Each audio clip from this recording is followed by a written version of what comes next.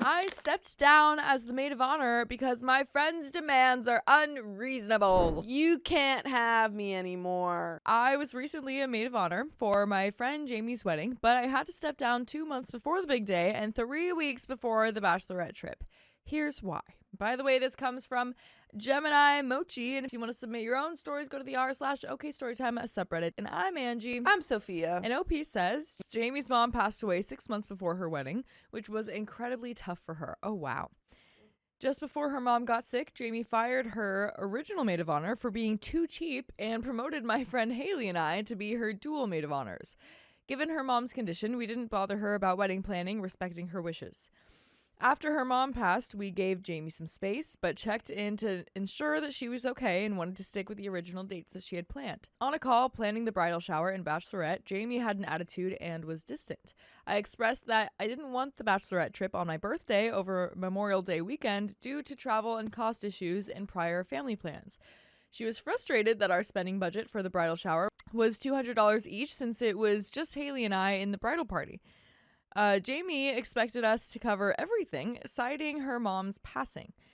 We explained our financial situations, which were tight, but offered help in other ways. Jamie then sent long texts expressing disappointment and saying that we weren't good friends. We tried to be understanding given her emotional state. Then she changed plans last minute, demanding that we arrive a day early for dress fitting. Unfortunately, I had been in a car accident and was dealing with nerve damage in sciatica. The drive from New Jersey to New Hampshire is typically 6 hours, so I planned to split it into 2 days for my back. Jamie was furious, calling us bad friends. When Haley and I arrived, Jamie was cold and distant. She barely acknowledged that I had been in an accident, replying, "Oh," and refused help from her fiancé to carry our heavy bags, even though he was just watching TV. After our long drive, they offered us 3-day-old pizza, which we declined, suggesting we go out to eat. Jamie was frustrated and told us to pick the place. At the nail salon, Jamie excluded me from the conversation. On the way to pick up balloons, she almost caused an accident due to road rage.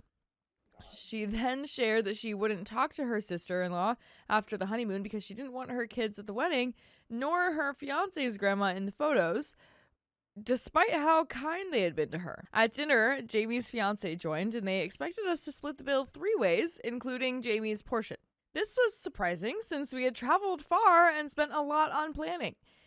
Back at the condo, Jamie and her fiancé accused us of being bad friends, primarily upset about my split drive. I explained my situation, but Jamie broke down and demanded that we come 2 days early to the wedding. What? The next day, after the bridal shower, Haley and I decided that we couldn't continue as maid of honors. We had to cancel all bachelorette trip reservations since they were under our credit cards. This was a heartbreaking decision, but we couldn't handle the emotional and physical toll anymore. Has anyone else experienced something similar, and how did you handle it? And there are some relevant comments and much more to this story, but have you experienced anything similar? No, I can't say that I have, but Yeah. I think that was the right decision. If someone keeps calling you a bad friend when you're trying to help them plan their wedding, Literally. then we just don't do it anymore. Yeah, I've definitely not been in that situation. I have had people call me a bad friend for things that I do not believe make me a bad friend, and it's like, what?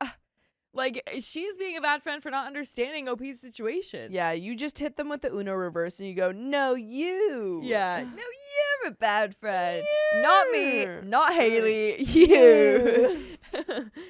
Some comments say, well, at least she found a groom that sounds just as crappy as she is, and their drama will keep them riding their emotional roller coaster without any real friends or family to count on. Good thing OP got out. And OP responds to that, she's one of those people who will latch onto her boyfriend and ignore her friends when she's in a relationship. Her fiancé, her father, and her fiancé's friends are all she has left.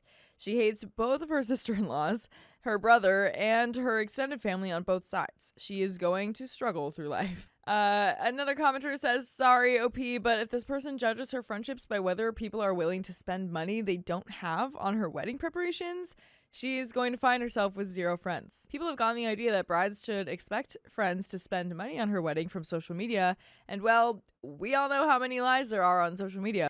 And then another commenter says, not just 0 friends, but what do you think will happen when the fiance realizes that she's trying to cut off sister-in-law and grandma? This girl will end up totally alone, and I can't sympathize at all. OP says her fiance laughed about cutting his sister out of his life and talking crap behind her back. Her fiance, he is still hurt that she does not want his grandma in the pictures, though. He is whipped beyond belief. I think he is part of enabling her bad behavior. Another commenter says, how did it go when you told the bride you two were out? Are you cutting ties with her?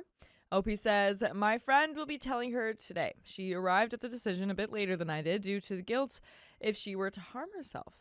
Over the phone, she was cold and distant. She did not take any accountability for her actions and then shifted blame towards myself and Haley. She claimed that I was the rude and disrespectful one. I kept my cool and didn't argue with her and said, we can agree to disagree. She also asked towards the end of the call if I would still attend the wedding, and I told her no and that she could mark me down as a decline. And yes, we are cutting ties with her as far as I'm concerned. We are no longer friends. She has been blocked on all forms of social media, along with her and the fiance's number. And there is an update. Jamie reached out to Haley the day after the bridal shower, which was this past Monday, and said that she wanted to check on me because I seemed off for the bridal shower. At that point, I had my mind made up that I was going to drop out of the wedding. I had already called both of my parents, who told me that I should drop out. It was hard for them to see how much duress I was under. At the shower, it was all over my face how upset I was. I was barely able to talk and was holding back tears, only able to give one-word answers, including to Jamie's father, who walked away after seeing how sad I was without asking how I was doing despite knowing my accident. I told Haley I would call Jamie later since I had physical therapy after work as well as regular therapy. My therapist also agreed that I should drop out of the wedding due to concerns for my physical and mental health. After my therapy appointment, I called Haley and let her know about my decision, and I offered to transfer all the info and reservations I had for Jamie's bachelorette party, which was in 3 weeks. I told her that she could reach out to me if she needed help or had questions about anything that I had set up or prepared. I was more concerned about how Haley would take it since I did not want it to affect our friendship. She was very understanding of my decision and supported me. I tried to call Jamie around 10 p.m., but she didn't pick up. She told me that she would call me after work on Tuesday. When we finally connected, I told her that I would step down from my role in the wedding and blamed it on my back injury. She didn't freak out until I mentioned feeling disrespected and unappreciated. Then she got mad and blamed Haley and I for everything. She said that the thing that bothered her the most was that I told her that I couldn't afford to go to Nashville, her first choice for the bachelorette, and that I didn't want the bachelorette trip on my birthday weekend. And another thing. Yeah. You didn't have more money. Yeah. And also, you wanted to have your own birthday party. Right. I didn't like that. What? She accused me of being lazy and only knowing how to tan by my pool. What? I was upset she felt entitled to how I spent my own birthday. I said that we would have to agree to disagree. Poor OP's just like, agree to disagree. And she's like, and you're a bad friend. Yeah. Agree to disagree. You're useless and lazy and only can tan. That's all you know how to do. I know, because, I mean, you can't argue with someone like that, so that's really all she can do. Yeah. I informed Haley of what we spoke about, and after that, Haley decided that down as well. That night, we had to cancel each reservation we had for the bachelorette trip since they were under our credit cards. The next day, yesterday, Haley told Jamie that she would be stepping down. Jamie reiterated the same things that bothered her and ended up cursing out Haley before hanging up. Haley didn't have a chance to finish telling her that all the reservations were canceled, so she texted Jamie, who responded, I appreciate you canceling the hotel last night before you even talked to me. This reaction just confirms that Haley and I made the right decision to drop out of the wedding. And there is an update. Oh man, it's not over yet. Not over yet. Yikes. Oh my goodness. Yeah, no, definitely the right decision to drop out. Yeah. I feel like there's gonna be some sort of blow up at the wedding. Well, I mean, it sounds like they're not even gonna go. So I know, but I feel like they're gonna hear about like some sort of like grandma's not coming, all the family's gonna be upset, or maybe it gets like called off or something. Yeah. Ooh, let's find out. Update 2. Bridezilla I dropped as maid of honor mailed me disturbing letters, old keepsakes, and a funeral book on her wedding anniversary. It's 13 months later. Remember Haley, the other bridesmaid? She stayed longer than I did, a few days, but eventually she experienced the same treatment I had. On the exact 1-year anniversary of Jamie's wedding, both of us received unexpected packages from her in the mail. Inside were multiple page typed letters. They were formal in tone and signed at the bottom with things like yours truly and your perfect match little. And these were not apologies. They were long, rambling, and accusatory. In them, Jamie blamed us for abandoning her, questioned our character, dragged in our families, and even referenced very private things that we had gone through in our personal lives. She compared our friendship to a performance improvement plan and said that we were just a chapter in her life and painted herself as the victim. But she didn't just send the letters. She mailed back copies of old letters that Haley and I had written her years ago, returned like evidence. And these are copies of the letters, too. It's not even the actual letters. That's weird. Here are copies of the letters. It's like, it's not even sending back the actual, which is right. I mean, still doesn't make a lot of sense, but it would be like, yeah, I don't even want to keep these anymore. It's like, no, I want you guys I want to keep them, but I need you guys to remember what you said. All the nice things you used to say about me. Because I'm going to start referencing them when I send you another letter. Right. Please refer to page 8 in letter 2.6. Yeah. She included photos of us together, too. And most disturbingly, she sent me her mother's funeral book, which had pictures of me and her mom inside the book from the service. None of these packages had a return address. And you can return to listening to full episodes with more stories just like this one on Spotify, iHeartRadio, Apple Podcasts, or whatever your favorite podcast app is. Just search OK Storytime. There is a little bit more to this story. Dang, this girl's crazy. Yeah, dude. Wow. She doesn't want to keep her own funeral book? Yeah, well, I feel like she's sending a copy or something. I mean, it says that it was copies of the letters, and then this is the funeral book. Well, so I was imagining kind of a yearbook type thing where they like print out a bunch of these and then give them out to people. Oh, I totally could be wrong. I'm imagining like a photo album with a bunch of pictures that just included pictures of OP. But that's also what I was seeing. Yeah, either way, that's strange. That is strange, and like I don't know what she's trying to get out. Yeah, I'm not. I don't understand. I don't get it. The fact that she chose to do this on her wedding anniversary speaks volumes. Instead of celebrating her marriage, she spent that day digging up old letters, printing photos, writing pages of blame, and mailing them out. For Haley, this was the final straw. For me, it was the validation I needed that my instincts had been right all along.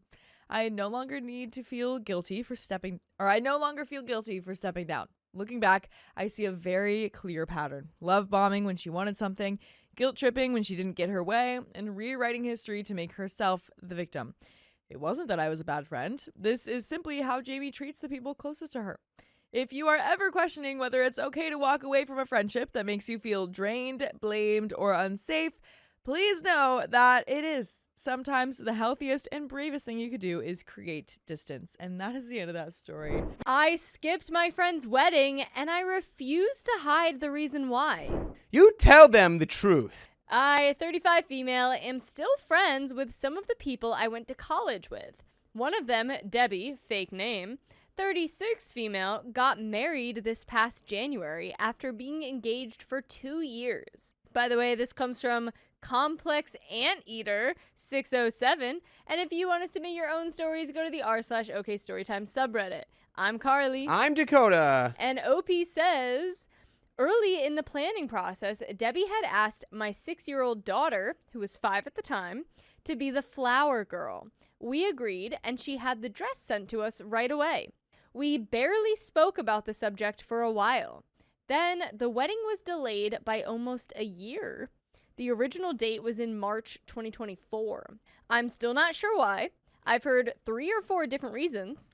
By the time the actual wedding date came around, the flower girl dress did not fit my daughter anymore. We didn't find out till roughly 10 days before the wedding, which is admittedly my fault, and I texted Debbie right away to ask what I should do about it. Her first reply was, "Figure it out." I tried to ask her where she'd bought the dress, where I could get a similar one, or whether it would be okay for my daughter to wear a different dress. Honestly, dude, after she gives you the figure it out, you just do whatever you want. To play devil's advocate, though, also, why didn't you check if the flower girl dress fit till 10 days before the wedding? Yeah, well, it did get pushed back a lot.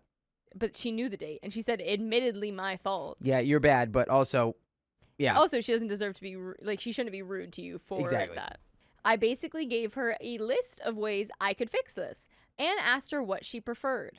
Debbie responded with, I don't have time for this. Stop making your whale daughter my problem. All right, now I'm not going to your wedding, dude.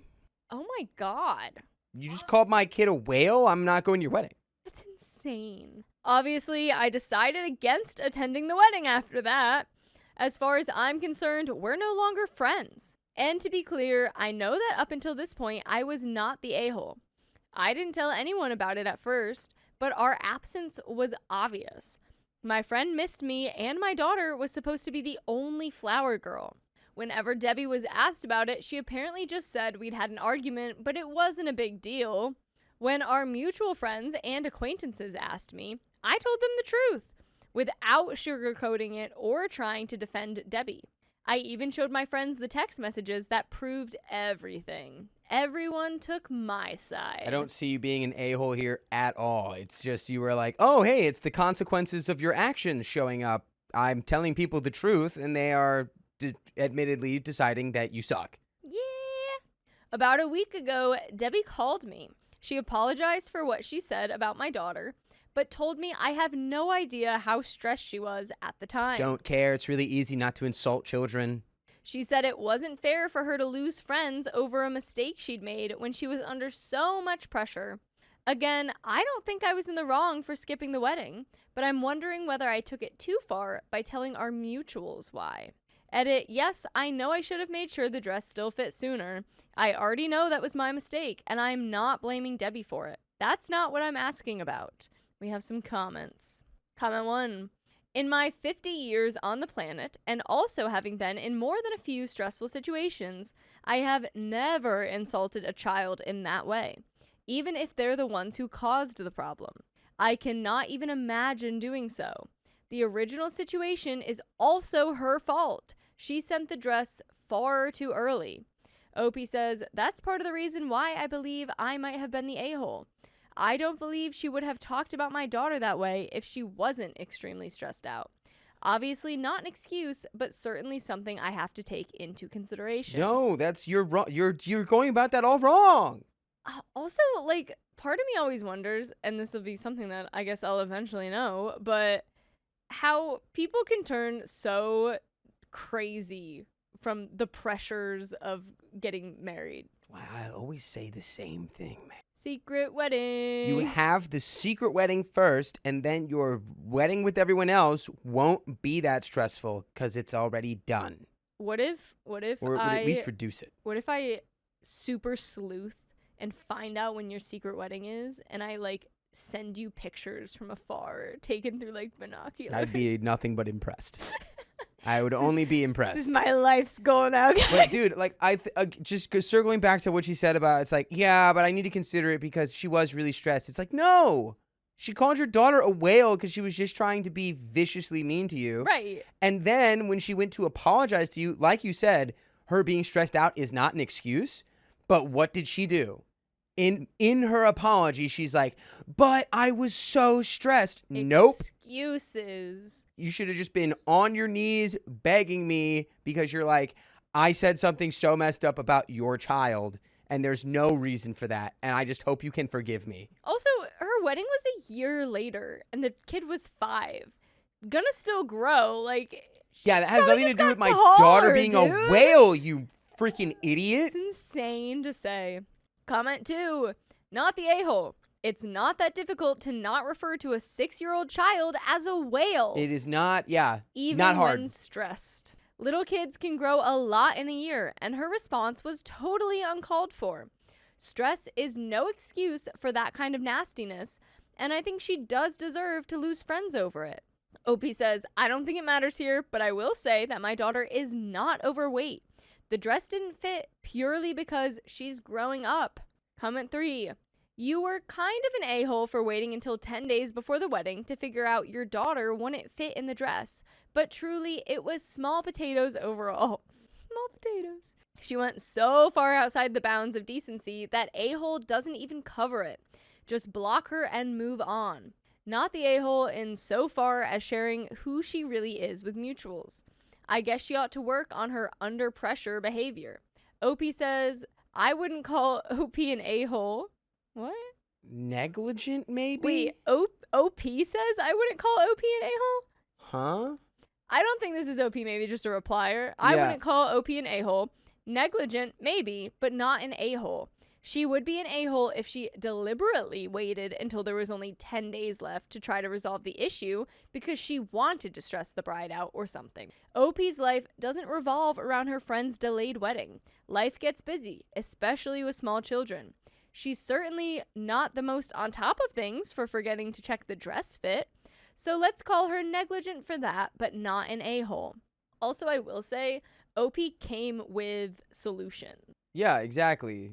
Solution based. It should have been figured out sooner, but she had solutions. Exactly. And we have a judgment of not the a-hole, and we have an update. Yeah. You know what? Let's go. Let's dive right in. 6 months later.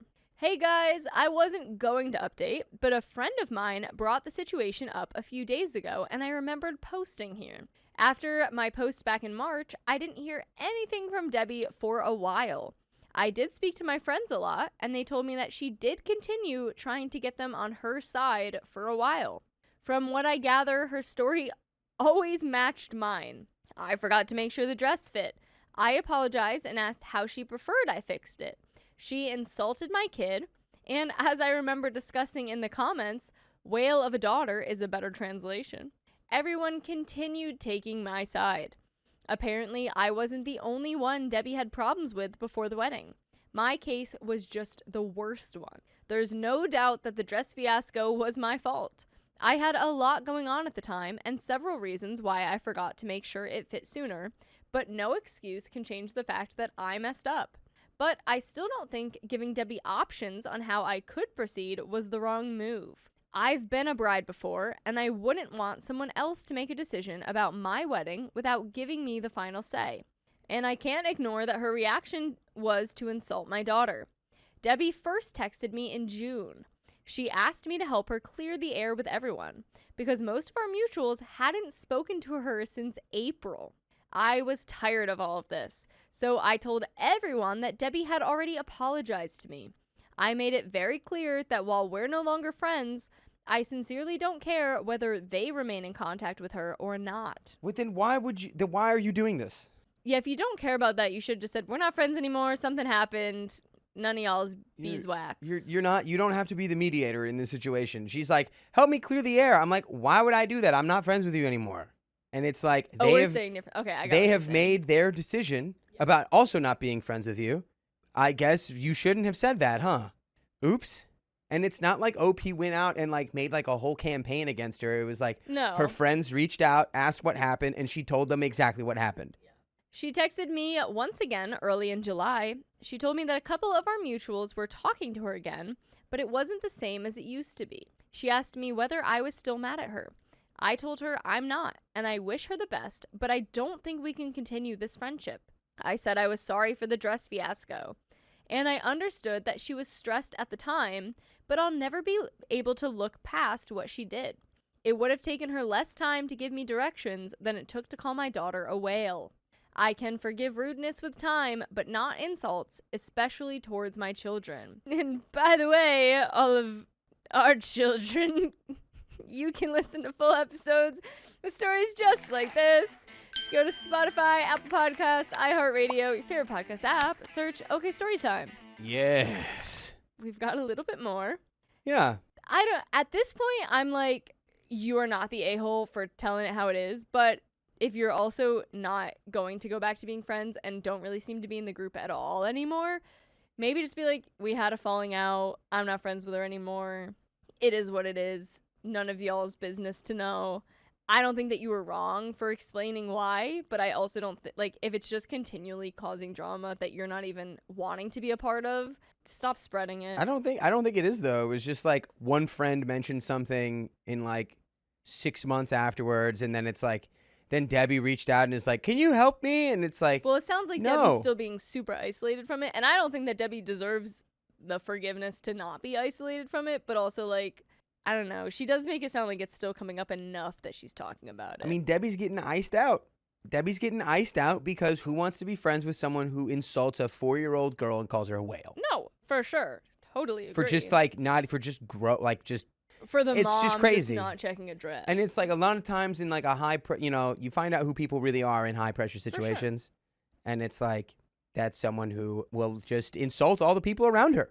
Agreed. We haven't spoken since. I haven't blocked her, but I have no intention of reaching out again, and I don't think she does either. Some of our mutuals are speaking to her again. Both my best friends from that group want nothing to do with her. I sincerely don't care what anyone does. I won't pretend this never happened, but I've moved on. Like I said, I'm not mad anymore. My daughter will be the flower girl at my cousin's wedding in December, and my family is doing very well. Life has been crazy for a while, but things are finally getting calmer. Comments. Comment 1. Wail, wail, wail, Debbie. If it isn't the consequences of your actions. Wail. Wail, wail, wail. I love you, commenter. Comment 2. He's Dory. He speaks whale. Comment 2. Out of sheer curiosity, who else did she PO at the wedding? Yours was clearly the worst, but F, she must have pissed off a lot of people. Reply, is she still married? I have a theory that bridezillas often don't feel happy about getting married. I have a theory. A game theory. That's the theory. Okay. Comment 3. I want to know the 3 to 4 reasons floating around for the year-long delay on the wedding. OP says, I heard she had problems with her in-laws at some point, but I also heard it had something to do with the venue. Early on, she also claimed that both she and her now husband were busy at work. I vaguely remember hearing at least 2 more reasons, but I don't remember them well and can't confirm anything. Comment 4. I don't think you need to fall on your sword about the dress not fitting after a year. It's an easy mistake to make, and you didn't cause the delay. She made the situation needlessly worse. That's on her, not you. Someone says, right? How hard would it have been to say, I trust your judgment. Having your daughter involved is the main thing, not the dress. That's the end of that story. Which, like, I agree with that last comment. And, like, high key, that's how I would have interpreted. Figure it out. I'd have been like, all right. Green light to do whatever I want. Right. Cool. Won't ask you about it. Just go buy another dress real quick. But I'm glad you didn't do that because it exposed your friend for the meanie that she was. Did. Can you imagine if you had to have gone through that day and when the daughter shows up, she makes that comment to your daughter? Right. Which I don't think, again, she think said she she was just would stressed out. And I have. don't think she would ever do that. But she was going to be more stressed on the day. Sure. Might have slipped. The whole thing for me was the apology. The apology including that, like, not sincere. but I said it because I was so stressed. No, it just needed to be, like, fully, like, I don't even know if you'll ever forgive me, but I just wanted to say I'm really sorry, and I do understand how messed up that was. You have to forgive all my actions because I was a little stressed out. Yeah. It was like, I'm sorry, but, like, not really. You have to forgive me. Like, it has to be okay because, like, I was stressed. I'm sorry, but you should understand that it's really not my fault. Crazy. But we have another story coming right up. It's Labor Day. Another one. Hope all our labors are going well. Everyone's trying to take over my wedding, but I never asked for their opinions. It's my opinion! I know that's right. The wedding is in a few weeks, and I am so fed up with spending as much time handling drama and selfishness as I am trying to finalize details. First, the cake we picked was wrong because no one likes peanut butter and chocolate. What? I do. Who doesn't like peanut butter and I like chocolate? peanut Unless butter you're and allergic chocolate. to peanut butter. Okay. Except it's a cake for us. We have separate dessert for everyone else. We're just doing a sweetheart cake for the 2 of us. And since I hate sweets, I wanted to pick one that would be my fiance's favorite flavors. By the way, this comes from You Warm Currency 77 on the ROK Storytime subreddit. So, then the bridesmaid dresses were an issue. Not the color, not the style, since they can pick any style they want as long as it's the right color, but just whatever people can bleep about. Yikes. Oh, bleep. I picked a site where the dresses are inexpensive and there are over 300 styles to choose from. One bridesmaid wanted to go to Goodwill instead, insisting she could find the same color, ignoring that I told her repeatedly the color online doesn't match real life since I ordered swatches and I know what the actual color is. Why? I mean, if that's the case, then I feel like you could just give the swatch. Yeah, and be like, okay, go to Goodwill, but this is what you need to match. Yeah, that could have been avoided. Wasn't easy, yeah. It wasn't even about the cost since I offered to pay for all of them to begin with. She just resisted constantly until about 2 weeks ago. At one point, I removed her from the wedding party because of this and because she had done nothing at all to help, like she said she would, or even communicate with me about the dang wedding. But I added her back after a long and frank discussion. That said, she was dropped from Maid of Honor because she's treated it like a joke. And frankly, I'm not in the mood. Seems like that conversation didn't really do much. No. Like you were like, you know what? I'll let you back in, but you need to step up. Maid of and Honor. she didn't. She didn't step up. That's so awkward. Yeah. Another bridesmaid, my own older sister, complained that she had to wear a dress at all, despite having begged to be a bridesmaid. Then she spent most of the last 6 months whining about not being Maid of Honor. I pointed out that there is no Maid of Honor anymore since they all acted like children about every aspect of being in the wedding party, and we don't need one anyway. The main function of the Maid of Honor was already carried out by my niece, who planned a shower and bachelorette party for me when she realized my sister and best friend completely blew off every part of the planning. Well, that's a good niece. Yeah. At least you have, it seems like everyone, I can't tell yet if everyone around OP just sucks or if OP's like very nitpicky. Yeah, I mean, weddings are hard. Yeah. It could go either way. I pointed out that the place where the dresses were coming from also had a very stylish jumpsuit style outfit that looked very beautiful, came in the right color, and was fairly inexpensive. That wasn't good enough either. Then she just refused to ever order it, exactly like my friend.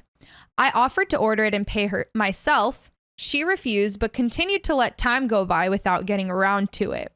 Finally, we had to order it week after last and rush deliver it. When the box arrived to my house, I called to tell her and she said, "See, I told you we had plenty of time." That's so annoying. I think that everyone around OP sucks. Yeah, that's really annoying. I think your family and friends suck, and I wouldn't want any of these people to be a part of my wedding party. No. Mind you, this is the same sister who has done nothing but make demands since day one, who have tried to accommodate in every way possible, but anytime I even gently turned down one of her suggestions, let my untrained puppy be your ring bearer at a venue that doesn't allow pets, she calls me a bridezilla. I think these family members are the Zillas. Yeah. She calls me a bridezilla if I just mention something we want to do, like have music, because she doesn't like it, or dancing. Who are these people? Is she the entire town from Footloose? Like, is dancing not allowed at weddings? No, like they don't like chocolate and peanut butter. They don't like dancing. She doesn't want to order dresses. What is this? It's too much. At this point, I've been called a bridezilla for everything, from not letting her give a speech, knowing she is notoriously inappropriate and thinks making jokes calling my fiancé slurs is hilarious, to the oh my god, to the time of the day we want to have the ceremony. Wait, she's calling your husband slurs or she wants to call him slurs at his wedding? That's weird. If you're wondering why she's in the ceremony or invited at all, it's because not doing so would cause World War III in my family. And it's actually more likely she will behave if she's involved. Just don't let her have a speech, I guess. Yeah. But we also have to get separate special desserts for her because she hoards them at every gathering. She literally brings containers to take as much home as she possibly can, like she's never going to get another dessert in her life. Is she Latina? Because we do that. Like at the quinces, if I see the dessert table, like I am hoarding those snacks. Do you bring containers? I feel seen, okay? But except I'm not the homophobic slurs. Not that part. Just the hoarding snacks. Just one of those. Yeah, hide your dessert tables from me. I'm not stupid enough to think I can change someone in their 40s just for my wedding if I stand my ground. The only bridesmaid who hasn't been an issue is a friend of mine on the other side of the country who ordered her dress a year ago, booked an appointment 2 months out for alterations, got her hotel and airfare settled with no issues, and in general has been an absolute rock for me. Honestly, she should be the only person in the party. That should be the only bridesmaid. Yeah. Unfortunately, she's so far away she couldn't help with anything else besides emotional support. But that's a huge thing in itself, and I love her to absolute bits for it. Over on the other side, the groomsmen have been largely fine, except for my fiance's brother. He's pulling his usual BS. Fiance didn't even want him in the wedding party initially. They don't have a great relationship. And fighting us about what to wear. Then he was told where to get the tie and matching pocket square, and Mr. Disposable Income threw a fit because he had to buy them himself. I like that. Mr. Disposable Income. The cost, $19. Oh, come on. Why you're throwing a fit over $19? It's a wedding. There are different hills that you can die on. Mm-hmm. He's not paying for a hotel because he's staying with us. He already owns a suit. His parents are covering his train ticket, and all he has to do is stand there for 15 minutes. Apparently, a 20 is just a bridge too effing far. Well, maybe he's like, I'm only going to be there for 15 minutes. That's wild. I can't spend more than the time. $1 per minute. $1 per minute. 15 minutes is the max. Exactly. But wait, the fun doesn't stop with the wedding party. My oldest sister, whose entire life revolves around herself, first tried to get out of coming to the wedding at all because she and her boyfriend got tickets for some cover band country singer, not kidding, on the same day, despite knowing when the wedding was. When I very deftly sidestepped that and pointed out that the concert is in the morning and our wedding is in the evening, she pointedly told me she was coming to the wedding pre-gamed, meaning wasted and high. What cover band are you going to? Why is this so important? On the day of your sister's wedding? On the day of your sister's wedding, you're like, well, I need to not even like go to a band, go to a cover band. Cover band. Is it a really famous cover band? It better be. This is how she ruined Thanksgiving a few years back, and no one in the family has forgotten it. She also tried to demand a +1 for her boyfriend, even though she and 2 other people are part of the reason there are no +1s allowed. We also simply don't have the space. It's a very small venue, and the ceremony is taking place in a garden that will barely hold everyone as it is. There is a good chance she will try to show up with him anyway. Luckily, her children, who are all adults themselves, hate him too. And they will probably walk her and the boyfriend back to their car and send them home if she tries to pull that.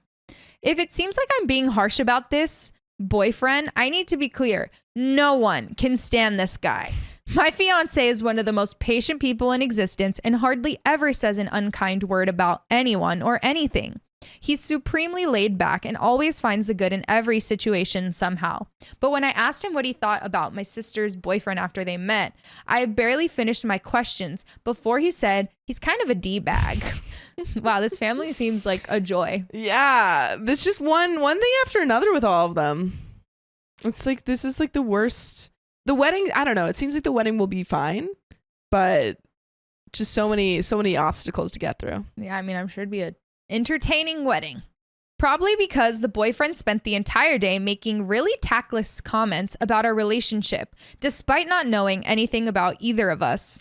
There's probably more that I've forgotten in the midst of all this stress, but the thing that has gotten under my skin tonight is my fiance's aunt and cousin, another annoying relative, enters the group chat. There's so many. Wow. I love most of his family. I've known them since we were kids, but I really can't deal with these people. To give some background, it's his uncle's second marriage, and his wife spends every family event staring at me like I'm some specimen growing on a petri dish. Honestly, you guys should just elope. I think so too. I think It's that's like, the is this worth solution it? here. One Christmas, while everyone was leaving, I was waiting in the living room for my fiance to finish in the bathroom so we could go. Their entire family, aunt, uncle, daughter, stood there staring at me before his aunt said, "If you don't leave, we're going to make you help clean up." Well, first of all, everyone had already cleaned up. Second, I was waiting for him to finish in the bathroom. Where was I supposed to go? It wasn't said with a smile or a wink either. Honestly, it felt very unfriendly. It's so weird. Like OP's just like kind of waiting there, and they're like, if you don't leave, you have to clean everything up. Just Also, sorry. what? Why is that like so threatening? Like, why can't you? Oh, want to help clean up? I don't know. Yeah, like, you could I'll if they help needed clean. help. Yeah, so weird.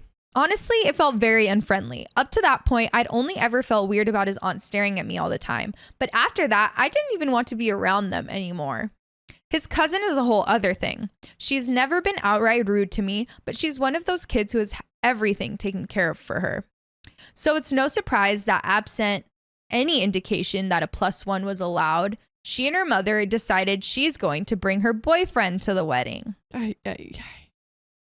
Now, as I understand it, typical etiquette holds that if someone's name is not specifically on the invitation and there's no space for a +1 in the RSVP, then you do not bring someone with you. But not only did they respond that they and the boyfriend would all be coming, but they didn't even kind of ask. It wasn't like a, hey, is Yeah, it like, okay hey, if yeah. my boyfriend can come? Just like, my boyfriend and I will be attending, so get ready. Other people in the family actually asked about their own children because we didn't think to include little kids on the invitation. But no, a boyfriend is totally fine apparently. When we gently corrected her that there are no +1s due to the venue size and our budget, she simply stopped responding. I feel like people forget that you're paying for the for a food. wedding. Like, Yeah. weddings cost money. It's Yeah. not just like, oh, why aren't we inviting people? It's like, this is You gotta pay financially for the food and the seating and the space. It's a lot. Yeah, like no one is entitled to +1s. No. I made a bet with a friend of mine that they were going to pretend they never got the text and bring him along anyway. At every turn, people have made this wedding about themselves. It's 5, technically 4.5 hours where the focus is 2 other people and they cannot manage even that. They might not give her the time, but y'all should give us the time. By the way, you can join us live on YouTube every weekday at 3 p.m. PST. Just tap our profile. There's another relevant update.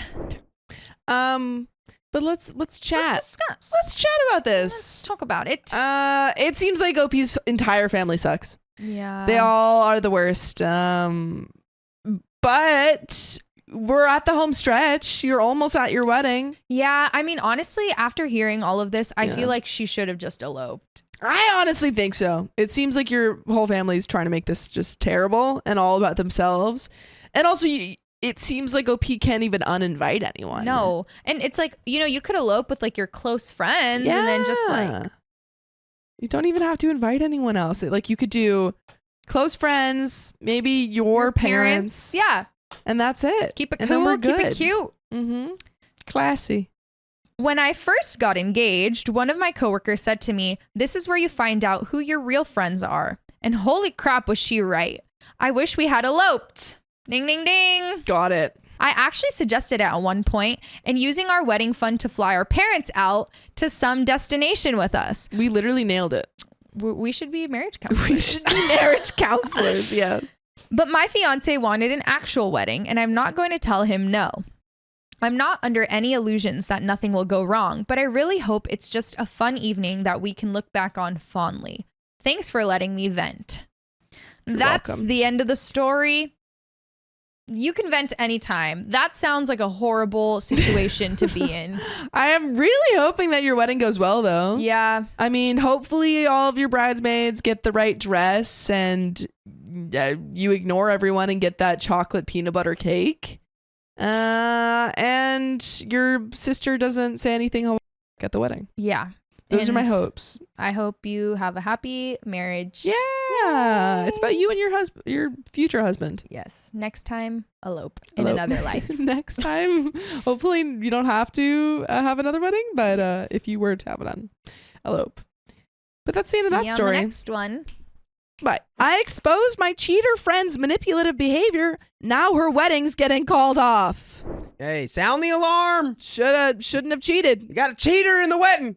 My best friend of 10 years, we'll call her Vicky, went through men like a hot knife through many, many sticks of butter. After a while of this, she decided she wanted another baby. She had a 10-year-old already and was going to settle down. By the way, this comes from Creative Content 7 on the OK Storytime subreddit. So she chose a guy after a first date because, and I quote, "we would make beautiful babies." Evan had blonde, bouncing curly hair, blue eyes, and chiseled featured, so I get it. But I thought like by choosing him, she meant to marry and then have a kid. But no. 3 months after their first date, Vicky announced she was preggers to the surprise of all of us, especially Evan. Then this girl straight up screamed at him that same night because he had the audacity to pay another month's rent for his house instead of just moving into the perfectly good house that she owned since she was having his baby now. Crazy? Kind of. She ended up calling it quits with Evan when he asked for a DNA test once the baby was born. She was not having that. Their baby boy came out the spitting image of Evan anyway, and Evan filed for joint custody, and Vicky asked for a DNA test because she didn't want him to have any custody. Baby was his, of course, but Evan was now the devil, so she moved on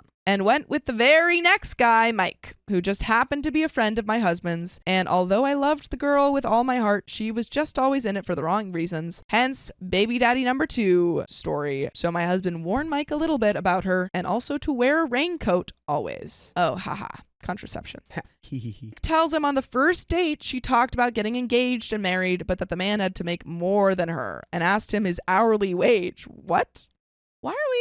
I don't know if I would be friends with this girl, to be honest. She's just inquisitive. She's just inquisitive. She just wants to know. Still, he said he liked her a lot, so they kept dating and became pretty serious fast. We were all together one night when Vicky was admiring my wedding ring. It's a small pearl with tiny diamonds surrounding it. I love it and wanted a smaller ring because I have child-sized hands. When she loudly announced that the ring should cost 6 months of salary. So if Mike planned to get engaged to her soon, he better start saving. Is this a real thing?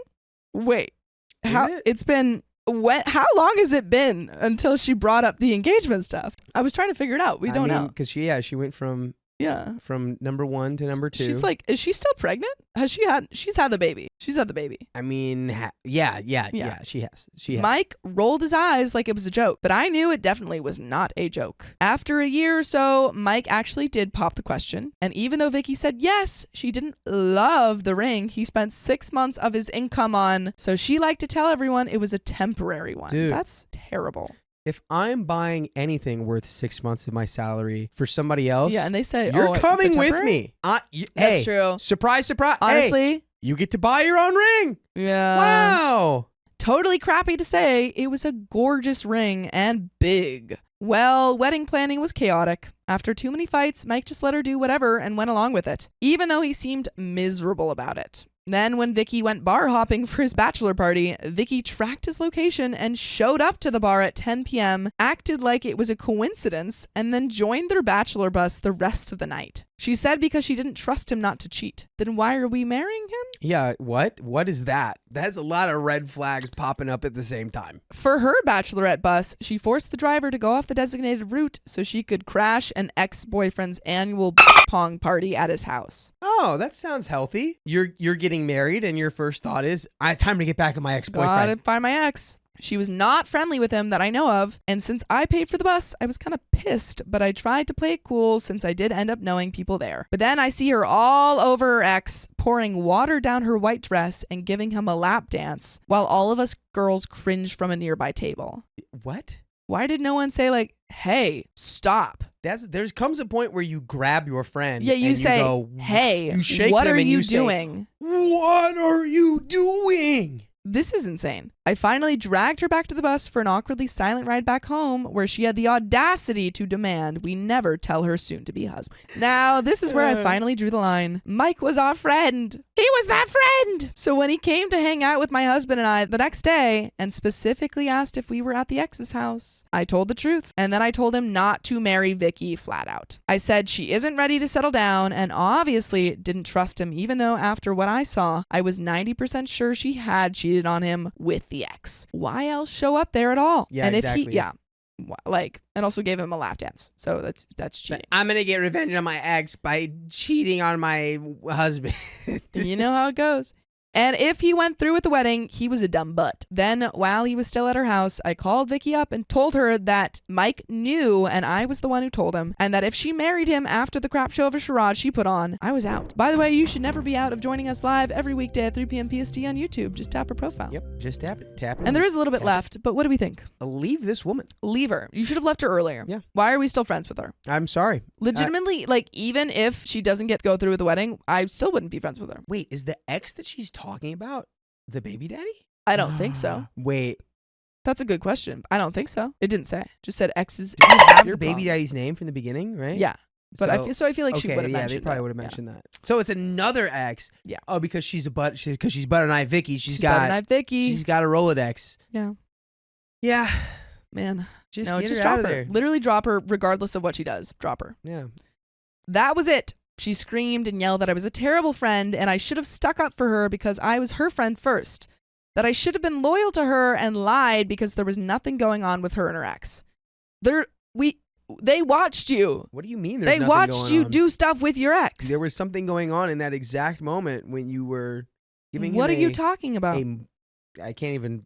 There's no way to say that without it being. After a little more cussing, she hung up on me. And when Mike called off the wedding a few days later, she called to blame me for everything and cussed me out again. Then she posted all over Facebook/Twitter that I was the a-hole that ruined her wedding and her relationship and that I was a liar. So many witnesses. She didn't speak to me for months, and the whole time I just wallowed in the idea that she might have been right and I was the a-hole. So am I the a-hole? Literally no. I'm going to say yes because clearly a moist lap dance is not cheating. Yeah, did we think about that? A completely drenched lap It was taken out of dance. context. Yeah, you're taking it all out of context. All out of context. You animals. P.S. I probably should have known better, but I did call her up after a few months and mended things. I mean, she was my BFF for 10 years and I missed her. Girl! I mean, BFF of 10 years, it's a long time. Yeah, but BFF who cheats on all of the men that she's with. Yeah, but and you can have a screamed degree of at her? separation there when it's your bestie. I don't know. If it's I your don't know bestie. if I had a bestie who was doing this behavior. I'd be like, just don't cheat on me. Don't cheat on me. No, but it does call into question their character for sure. Yeah. It's like you just wonder what is What's causing up with you you, to do man? this. That was until a year later when my husband tragically lost his foster brother and she made his passing all about her. That's another story, though, that I obviously will also share. But not right now. But not right now. Dang not it. right now. And that is the That would've end been of a good that one. story. Man, oh man. Drop that lady. She freaking sucks. There's no reason to date that person for sure. No. I defended my friend at her wedding, but somehow I'm the one under fire? Do this today on the day of my friend's wedding. You come to me with this. Okay. This requires some major context to make remote sense. Now, I, 26 female, have known one of my best friends, 25 female, since our first year of college when we were 18 and 17, respectively. Let's call her Busy. Busy just got married a few weeks ago, and I'm still getting hate over what happened at her wedding. By the way, this comes from Miss Mia Madness 3, and if you want to submit your own stories, go to r/OKStorytime subreddit. So, for context, Busy is a very socially anxious and just generally anxious person with autism. Her wedding was an ordeal that was stressing her out so much. She was high-strung during all of the planning and put so much into this wedding. She was really nervous about being the center of attention and having her every move scrutinized by a large crowd of guests.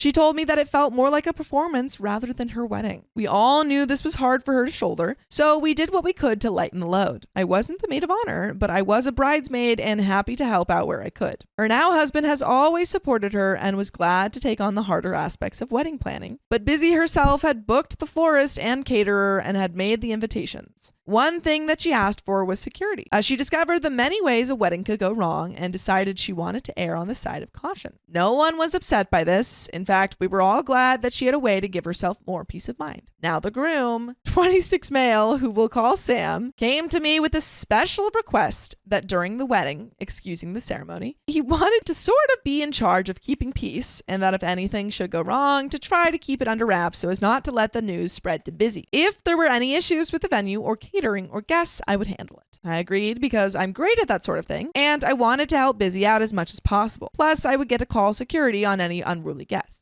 Now, here's where issues start. All of us bridesmaids were all taking pictures with the bride outside of the church before the ceremony. Guests were arriving, but they were all being dropped off and seated through a side door and weren't in our area. So a car pulls up near us, but we don't think much of it, assuming it's a guest who will find their way to the right door. But out comes two people I know for a fact would never have been invited. One of them was Busy's old college roommate. We'll call her Margaret, 26 female. There's a lot of context here, but I'll try to summarize it by saying she made Busy's life a living heck in our first year of college. She decided that everyone in her vicinity needed to be taken down with her poor mental health, especially Busy. Now, Busy back then did not know when to stop ignoring her own needs in favor of putting others above herself. Margaret got off on a power trip, running Busy into the ground to basically serve her. She was super manipulative, and let's just say she weaponized some past trauma that Busy had confided in her about to gaslight Busy into staying with her and continuing to put herself out. It got so bad that Busy couldn't even eat or sleep and kept neglecting her schoolwork to take care of Margaret. Eventually, myself and another one of our close friends, Susie, 27 female, got Busy away enough during the day to have time for herself. Margaret wasn't happy with that and did whatever she could to draw Busy back in, snapping at her and lashing out when they were alone in their room together. Susie and I were afraid to leave her alone with Margaret in the room that night. Busy never told us while it was happening, but came clean much later that she genuinely felt scared for her safety and thought many times that Margaret would become physically violent with her. Needless to say, we cut Margaret off after our first year of college, and Busy got a new roommate the following year. But we haven't spoken to her since, and something felt so wrong about her suddenly being invited to the wedding. And she turned up with another past friend from our freshman year, a guy friend we'll call Jared, 26 male, who became completely obsessed with Busy, like to the point of stalking and trying to control her, until she cut him off at the end of the year. So yeah, not a great lineup. So to be clear, Busy's the one being invited to the wedding, No, not... Busy is the bride. But so wait, she's inviting the one who was No. saying all that stuff to her? So Busy's the bride. Margaret, her Busy's hater, and Jared the stalker showed up uninvited. Oh, to okay. Busy's wedding. Okay. Yeah. Gotcha. I was about to be like, girl, why are we inviting? Oh, Why are we inviting yeah. her? No one else in the bridal party knew the two personally. Only the maid of honor had even heard the story of Margaret, as it wasn't an experience any of us liked to talk about. So seeing her and Jared just show up shocked me and Susie, and Busy was shocked too. I watched her face go stark pale as the two got out of the car. The problem was, since we weren't sure how or why they were here, it felt wrong to just punt them out with no explanation. I wasn't even sure if I was allowed to send security after them. For all we knew, she could have been invited by someone else, perhaps as a +1. Otherwise, she wouldn't have known about the wedding at all. But they didn't stop to say anything to us though, and just made their way inside the church. It seemed they knew where to enter from, so they got out in front of us just for our benefit, I guess. Busy pulled me and Susie aside after we finished with the pictures to ask what to do. She was panicked about going through with the wedding, not knowing if they were going to cause trouble. Even just having them there was terrible for her nerves, but it was basically too late to stop the ceremony. I don't know about that. I think it's never too Why? late to remove somebody from a wedding that they are not welcome or explicitly invited to. And whoever made them their +1, you go, hey, I'm really sorry. But Yeah. It says OP says Busy, I the wasn't sure if I bride, was allowed to send security after them. I thought OP was kind of told to send security after people.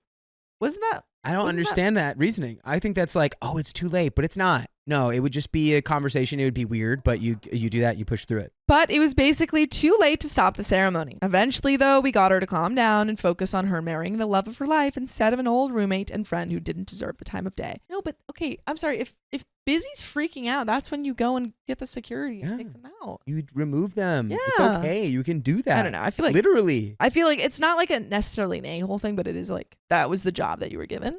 One thing to know about Busy is that while she's anxious and timid, she is supremely stubborn and determined. She comes off as meek and submissive since she's quiet and doesn't like conflict, but it's nearly impossible to get that girl to roll over for you without straight up manipulation anyway. She does not budge when she wants something unless someone might get hurt, and she was determined to not let past acquaintances ruin her special day. The wedding ceremony was lovely, I must say. There were no hiccups. They got through their vows just fine, and no one objected. The only way you could tell something was off was because many family members of Busy's were giving the two unwelcome guests nasty side eyes. During her difficult year with Margaret, Busy had confided and relied on her family a lot to get through it. Thus, most of them knew about Margaret and Jared, also a grade A POS for other reasons, and were all sure they were here to cause problems. The real issue starts at the outdoor reception. I informed the other bridesmaids and groomsmen to keep an eye on Margaret and Jared, giving them minimal information. I also informed security about my concerns just in case, so they could be ready for the fiasco I was almost certain would go down. Don't ask me why we didn't immediately punt them out. Honestly, most of us were so frazzled by them just showing up that we weren't sure what to do or what the right protocol was. Busy also didn't want them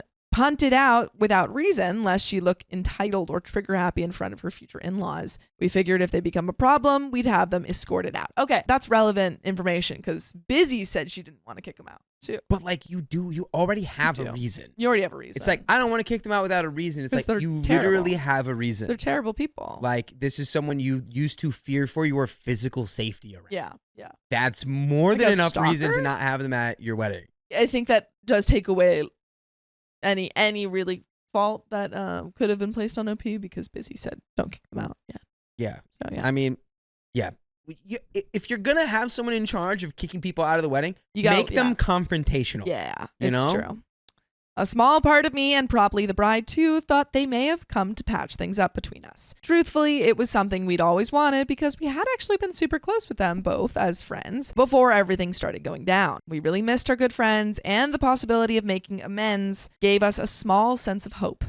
Okay, so the reception started off just fine, with food being served and everyone having a good time. I almost thought we were right about the making amends things. They mostly stuck to themselves quietly for the first half of the reception. They didn't even interrupt the speeches or make one themselves. The issue came right after the cake cutting. It had been a beautiful moment between the bride and the groom, doing the typical gently feeding each other thing, real cute, and the cake started to be served. Busy and Sam decided that how they wanted to serve the cake was to distribute it themselves to their guests in order to individually get a moment with each of them and thank them for attending. So Busy was serving cake for the guests on her side and Sam for his. Margaret and Jared got in Busy's line. As a bridesmaid, I had been one of the first people to get served cake, so I was already sitting down once they were up. I'm gonna be honest, I briefly thought Margaret would do a 180 personality switch and drop the cake onto Busy's wedding dress. Thankfully, that didn't happen. They seemed to share civil words that looked very business level, kept at arm's length. They were near the back of the line and stepped aside to stay beside her while she served the few remaining guests their cake. They started talking to her once she was done, Sam serving the last of his guests. Honestly, even now, I have no idea what they were talking about. Busy hasn't really wanted to talk about it. And I couldn't really involve myself because a minor issue came up with one of the groom's younger cousins disappearing from the party. Since that was my job to take care of those incidents, I did have to step away to find him. Note, he was okay. He's 12 and his mother just freaked out a bit because he didn't tell her he was going to play inside the reception hall with the other kids. Anyways, I was just wrapping that up when Susie came to find me. By the look on her face, I could tell something was happening. By the time I got to the outdoor section of the venue, I could see why she'd look so distressed. Somehow, while I'd been gone, Margaret had started yelling at Busy and Sam. Jared wasn't saying much, but he was glaring daggers at Sam the whole time. Susie told me the yelling had apparently started out of nowhere. It was basically the worst case scenario, and everyone at the reception had come to see. Busy and Sam are a quiet couple who would never have major drama before, so to suddenly see it happen at the wedding out of nowhere was mind-boggling. I managed to catch some words thrown around, which basically boiled down to Margaret calling Busy a fake bee and gaslight her for ditching Margaret back in college. Here's where I've been getting called out by some wedding guests. I could tell that Busy was starting to panic. I don't blame her since this girl absolutely tormented her back in college to the point where she went to see a therapist about the whole situation. With all eyes on the bride getting screamed at, it wasn't making the situation any easier. Sam was trying to take the brunt of it, but he was clearly so confused and had no idea what was going on since he had never been told about Margaret having met Busy after we graduated. Basically, I wasn't really thinking about much aside from shutting down the shouting and getting Busy out of the spotlight. I grabbed a random glass off of one of the tables and marched right up to Margaret and threw its contents right in her face. Whoa, okay. Do we, I don't know. I don't condone that. You're making it worse now. Yeah. This isn't kicking Whoever her out. appointed you, This which was is- Sam, So did a bad job at Clearly, you appointing. are confrontational Yeah. to a point, but Turns out it was champagne, not water. Oh, Why would you have assumed it was it was water? I'm assuming it was in a champagne glass. it was sparkling it's water. It's falling apart. So her dress was basically ruined after that. Not gonna lie, it felt great since she was a real bee to all of us back in college, and I'd never gotten the chance to express to her how she was making us feel. Victory was short-lived as she then tried to swing at me. Whoa. Luckily, security got involved and escorted both her and Jared out. And that should have been the first option. Would have done that before Would've it done turned that into a fight. Yeah, hours ago. This Yeah. is like the worst thing you can do because you're making it more of a scene. You just and- made a giant scene when you could have just gotten security and said, hey, let's get this lady out. Well, this goes back to Busy being like, I don't want to kick her out if there's not a reason. It's like, this was already the reason. Yeah. they already had a Preventing this reason. from happening was the reason. Ooh. champagne glass with bubbles. It was immensely satisfying, and I did successfully divert all attention away from the bride having a meltdown. There was basically no coming back from that, though, and the party did not really recover. Though Busy was fine with that since she wanted to get out of there anyway, I did feel bad for some of the guests who awkwardly said their goodbyes and left pretty suddenly after the whole fiasco. I know I could have handled it better, but I've never seen such a big smile on Busy's face before once she had finally calmed down. We also explained the whole thing to Sam since he was confused about the whole thing. It was a good thing Margaret and Jared had already been escorted out, or he would have gone after them himself. Note, we found out that Margaret must have somehow found out about the wedding via family members' Instagram posts of the wedding and the couple. Margaret had been following a few back when we were all still friends and apparently never unfollowed them. Sam's Instagram was tagged in the pics since he had an account, though Busy isn't on any social media. Margaret had reached out to Sam claiming to be in the middle of getting a new phone number and having lost the wedding invitation. See, another great reason why you could have just like immediately removed her because she lied to even get in the wedding. Yeah. Like, she don't need that. She put the correct month in the message since it had been all over the family's accounts. She told them she was Busy's college roommate, and since Sam hadn't heard any of the story, he was happy to send her an electronic copy of the invitation. And you know what? Honestly, going back a little bit further, Busy could have mentioned this, Sam. Sam could have double checked and been like, hey, your college roommate reached out. Yeah, anybody in charge of logistics could have logistically checked that. He felt bad about it, and while it was a little silly to fall for that, we don't blame him. A lot of the groom's family, as well as some of the bridesmaids and groomsmen, are telling me that I ruined the wedding by starting that fight, and that I ruined the bride and groom's day. I like to argue that I made it better. He's like, I like to argue that it was a little bit more interesting after I did that. like to argue the opposite of that, please. I like to argue that I made it better, and Margaret and Jared are the ones who ruined it, though I can admit that perhaps starting a fight wasn't the best way to do it. I honestly acted on instinct to quickly divert attention away from the bride. Her side of the family is more split on it since most of them knew about Margaret, but some of them are still very vocal about what I did wrong. I can accept that, but most of those disagreeing with me are telling me to reach out to Margaret and apologize publicly. Don't do that. Saying she deserves it and I should treat her with respect even if she won't do the same. Even after we'd explained the whole situation to everyone. Apparently all of them are happy to ignore the fact that she was screaming at the bride on her wedding day in front of everyone. But you know what everyone can do? Listen to full episodes of stories just like this. Just go to Spotify, Apple Podcasts, or iHeartRadio and search up OK Storytime. And listener will scream at you. You'll scream. We'll scream. There is a little bit left to the story, but honestly, I thought it was going to be like Busy or Sam getting upset and saying like, hey, you did not handle that situation well. Yeah. It seems like the bride and groom, who are the most important people in this situation, are chill. So I think you're fine. Definitely not the best way to handle the situation. No, but, not at all.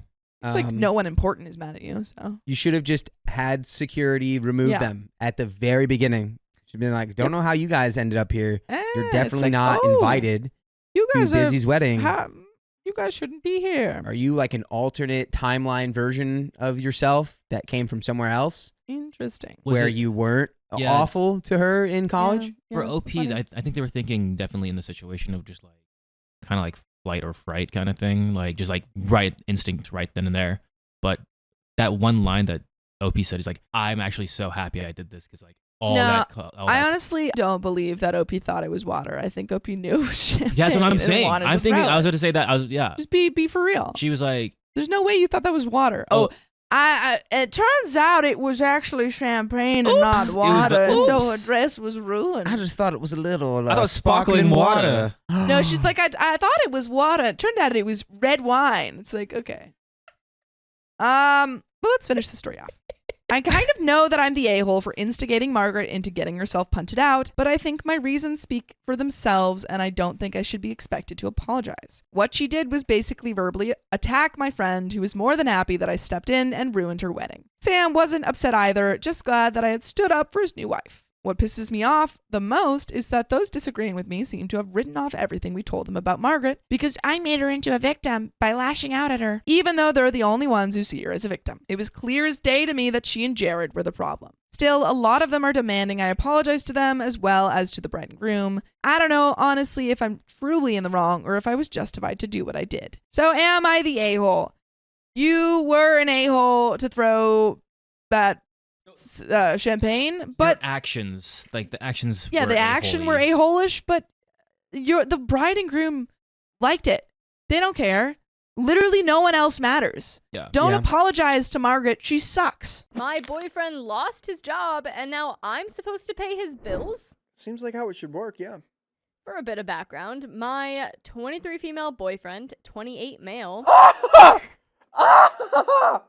and I live in an apartment, which he owns, but the monthly fees are really high. The apartment is under his name because he had it before we got together, and I have never had my own place and legally still live with my parents. By the way, this comes from throwaway177687, and if you want to submit your own stories, go to the r/OK Storytime subreddit. I'm Carly. I'm Riley. I'm Keon. And we're here to give good advice goofily, but we don't have all the answers. We only know what we would do. So let us know what you would do in the comments. As OP says, I currently do not have a job because I quit a little over a month ago due to personal reasons, and I will be going back to school, so I'm not looking for employment since my parents have funds for my education. My boyfriend has a full-time job and has been there for almost 10 years. But the owner recently changed, and he is pretty unhappy about it because the new owner is not a good guy. Up until this point, my boyfriend was fairly happy with his job because he used to be able to nap most days and did not really do a lot of actual work. But with the owner change, he has not been able to nap or relax at all. I understand it is stressful, but now he wants to quit, and unfortunately told that to the new owner, even though everyone told him he should not. Now the new owner is looking to replace him, so my boyfriend is panicking that he will not have any income and wants me to take from my personal savings to cover his expenses. I love my boyfriend a lot and want to spend my life with him, but I am really uncomfortable taking from my savings because I do not think I should have to. However, he thinks I should, since in the end it will be our money anyways, and that is better than him losing the apartment. It's also not necessarily true. Dude, you gotta run. You gotta run. You gotta just run. Please run. Just The run. thing that really irritates me is he is super into crypto and has a bunch of money put into it but refuses to take anything out. When I was working, I would regularly send him money to help out with bills and other expenses. OP! But now that I do not have a steady income, I cannot send him as much as I used to, and I'm running low on funds. You sent him money while he still had a job? Well, I think because she was living there, that was probably like her contributing to the rent that he didn't pay, low-key. Like paying him rent, almost. Luckily, because I still partially live with my parents, I do not have many expenses, and no bills at least. So I've been able to afford helping him. I'm just really stuck with what to do, because I want to help him more, but I do not have the means to. And I am starting to get pretty upset that he keeps pushing me to either get a job or take from my savings. He also could ask his family for money, which I know is embarrassing, but I feel like he's putting this all on me without exhausting other options. My parents are really against me giving him money, especially from my savings, and they refuse to help him because they have already had to dig him out of multiple holes previously. I love this man a lot, but it is starting to get hard not to be upset with him. I know he's struggling, but I am already stressed enough with going back to school after completely changing my career path, and I am worried that this will break us. I'm sorry. The fact that he's struggling when he has money and in crypto and investing all that stuff, he's not struggling. He's just being negligent, and he's letting you do everything for him. So I'm a big believer, and if you can handle the little things, you'll be rewarded with bigger things. So if you get a little bit of money every month, and you're able to like manage that well and live off of it and do good, then whenever the big things come, you'll do good at that. This is not giving that behavior whatsoever. I am not always the best girlfriend. I am not great at cleaning up after he cooks, and I am not good at talking about my feelings, but I hate how upset he gets at me while I still support him constantly. Even though pretty much all he does besides go to work is sleep or complain or talk about crypto. This guy sounds so dull and boring, by the way. I'm still waiting for you to say anything good about this man. I am sorry I'm starting to ramble, but any advice would truly be a blessing. I am just so stuck right now, and I don't want to lose him or myself to this. You are. We have Well, an update. whenever you prioritize someone before yourself, you end up losing them and yourself, and you have to rebuild from that. I wanted to add some additional information because a lot of people seem to misunderstand and think that I do nothing for my boyfriend. Oh, whoa, saying whoa, whoa, that? whoa! Who was saying that? You do nothing for your boyfriend? Oh, That's I would love to insane. see the things your boyfriend does for you, because you do things for your boyfriend, like give him money while he still has a job. I do pay for things, and up until recently, I had a job that I ended up having to leave due to my mental health and a toxic environment. I do clean up after my boyfriend cooks, and I also pay for groceries and anything else we need or want. I just have never paid rent because he owns the apartment and never wanted me to pay or would not let me pay rent. I am also the one with the license, and I drive us everywhere because he refuses to get his license. Girl, you are enabling this man to be like this. Up until recently, I have not been able to pay for as much because I no longer have an income and have made the decision to go back to school, so I will not be able to work while studying. Anyways, I ended up speaking to him today and told him I was not comfortable taking from my savings and asked if he could ask his own family or take from his investments. He still will not ask his family, which I understand, but regarding his investments, he said he will take from them in the new year if they still do not go up. Right now, he wants to hold on to them because they are down, and he does not want to take them at a loss. Sounds like a personal problem, my guy. Wait, Yeah, I you don't have agree. any money. Sounds like another personal problem, my guy. If he does end up losing his job, which we should know about next week, then I will just cover him for a couple of months until he can hopefully go on employment insurance because we are in Canada. I am still not very comfortable taking from my savings, but he explained that it is really his only option and that it will be better for both of us in the long run. I'm praying everything works out and mainly praying he does not lose his job so I will not have to take from my savings at all. By the way, everything will work out because you can always go listen to more full episodes with stories just like this. Just go to Spotify, Apple Podcasts, or iHeartRadio and search up OK Storytime. Yikes. Yeah. Best thing to do is to leave and stop enabling. Yeah, go back to school, focus on your school, get a Focus cool on job. yourself, yeah. I'm aware I'm a bit immature. I mean, I am 23 and have never lived by myself or had to fend for myself. Dude, you keep putting yourself down. Stop. So I'm still learning a lot as I go. I know a lot of you will not be happy about the update, and I'm not really either, but he has always been there for me, and I am not ready to give up just yet. Oh my gosh. We have gone through a lot, and if I need to financially support him at his lowest, then that is what I have to do. You know what? All right. We led the horse to water. We can't force you to drink it, OP. I'm sorry. Maybe it's the wrong choice, and could be due to my immaturity, but I know he would help me if our roles were reversed, even if that sounds hard to believe. With what money? Yep, that does sound hard to believe. All right, cool. Well, that one sucked. That person, wow, I feel really bad for OP. They're stuck. They're stuck. I hope you But have that a takes a wake-up little bit for people to call. find out, and I hope you have the clarity Yeah, too one day. She'll get there. I refused to eat my girlfriend's cold salad, and it made her mad. I'm a hot salad guy only. I need my salad boiling hot. Yesterday, I went ice skating with my girlfriend. Tuesday's one of her days for dinner, so she made chicken salad. When I saw the chicken salad, I admit I made a face. She was like, "What? What's the problem?" By the way, this comes from It's Too Cold for That. And if you want to submit your own stories, go to the r/OK Storytime subreddit. I'm Carly. I'm Dakota. I'm Keon. And we're here to give good advice goofily, but we don't have all the answers. We only know what we would do. Let us know what you would do in the comments. And chicken salad's not salad. It's chicken salad. It's different. And also usually served cold. Yeah, and like it's a Right? big pile of goop, not a salad. But OP says. I said that we were outside in the cold all afternoon, and I wasn't really in the mood for cold food. She said, we're inside. The heat is set to 74, and we're both wearing warm, dry clothes, so it was plenty warm enough to eat the salad. I said, sure, but I just wanted something warm to heat me up on the inside. You're complaining about the meal your girlfriend made you? Yeah, I mean, I get where you're coming from, but the way you broached this, not a great tactic.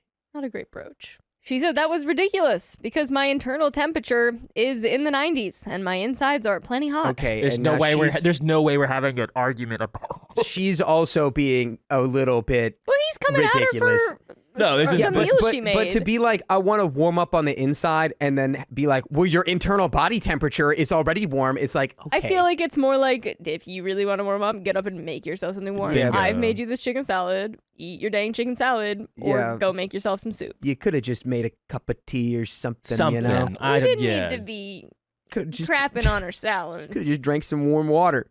Yeah, it's that easy. At this point, we were going in circles. You really had to go back and forth on that more? So I just said I was going to heat up some soup and told her to go ahead and start eating, and I'd be back in a few minutes.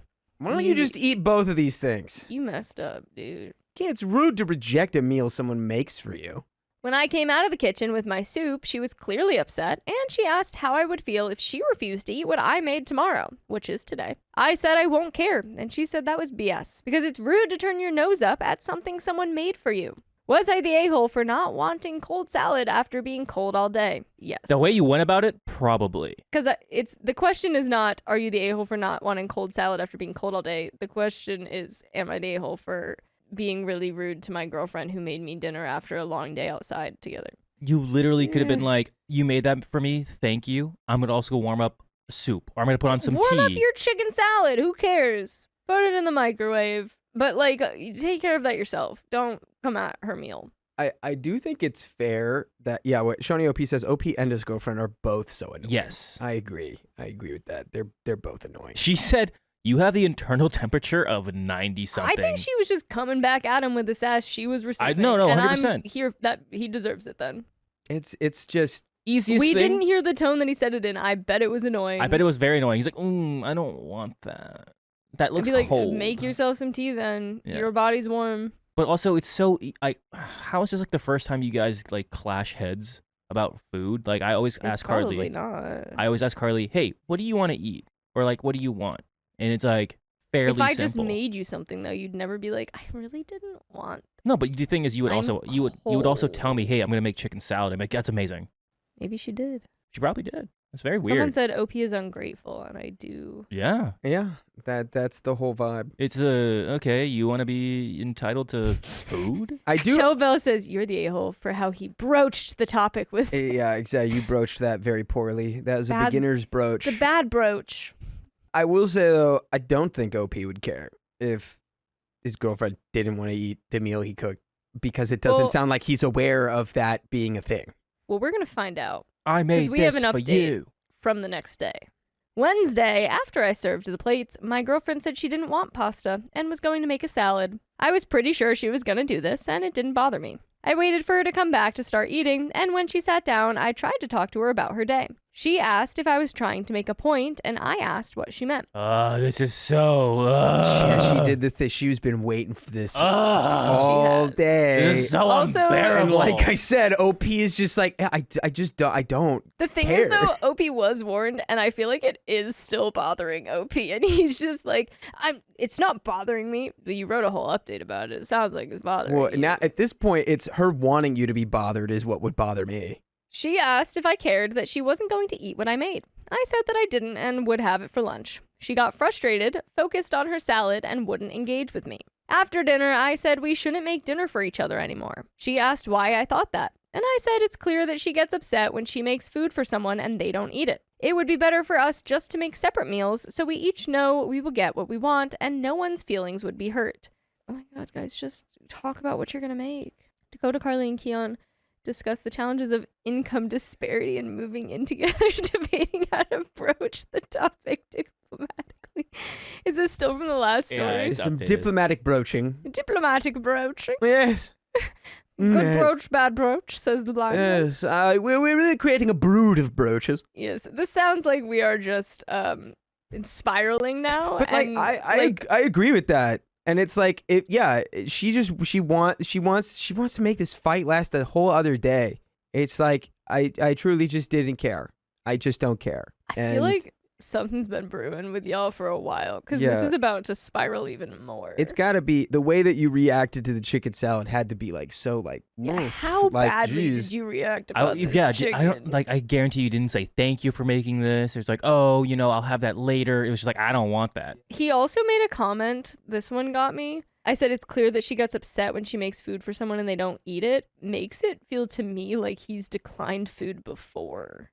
Or somebody else. Or somebody else has. I mean, I'm not saying that it's wrong to decline it, but I'm back on like Keon's thing now of like, why aren't we just like pre-planning what we're gonna be making? Like, why isn't it like, would you like this or this for this week kind of thing? I mean, which would be a pretty easy. I think he just broached it by being like, ugh, you made cold slop for dinner, but that's what it sounded like. It's cold outside. Why would you make me cold slop?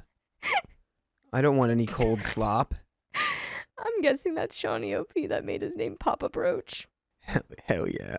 She said it wasn't okay for me to make a unilateral decision about our relationship. I said that I wasn't, but I didn't want to cook for her anymore or have her cook for me if it was going to make her upset. We kind of went round and round on it until the conversation petered out. To be honest, the just concept of making a meal isn't necessarily about your relationship. I'm so upset. Could we not at this. just have been like, hey, I'm really sorry. Yeah. I know I didn't appreciate the chicken salad. I was grumpy. I was in the cold all day. I really appreciate when you cook me food, and I'm sorry. I hope this pasta's good. If the context was like, you guys are out in like the cold all day, and you're like, you know what I'm really craving right now is like a warm soup, and she made you the chicken salad. Or tea, like Dakota said. Something. If you could have done something easy. If you gave her like signs or like communicated before she made you food, she said, "Oh, I'm gonna make food," and you're like, "I can't wait to whatever you're making, I'll eat it." And then she made you chicken salad, and you get upset. This makes sense. Or like Kim Roberts say, maybe, do you mind if I save this chicken salad for tomorrow? I'm gonna make myself soup. I really want something warm. I need more context. Did you grab the plate of chicken salad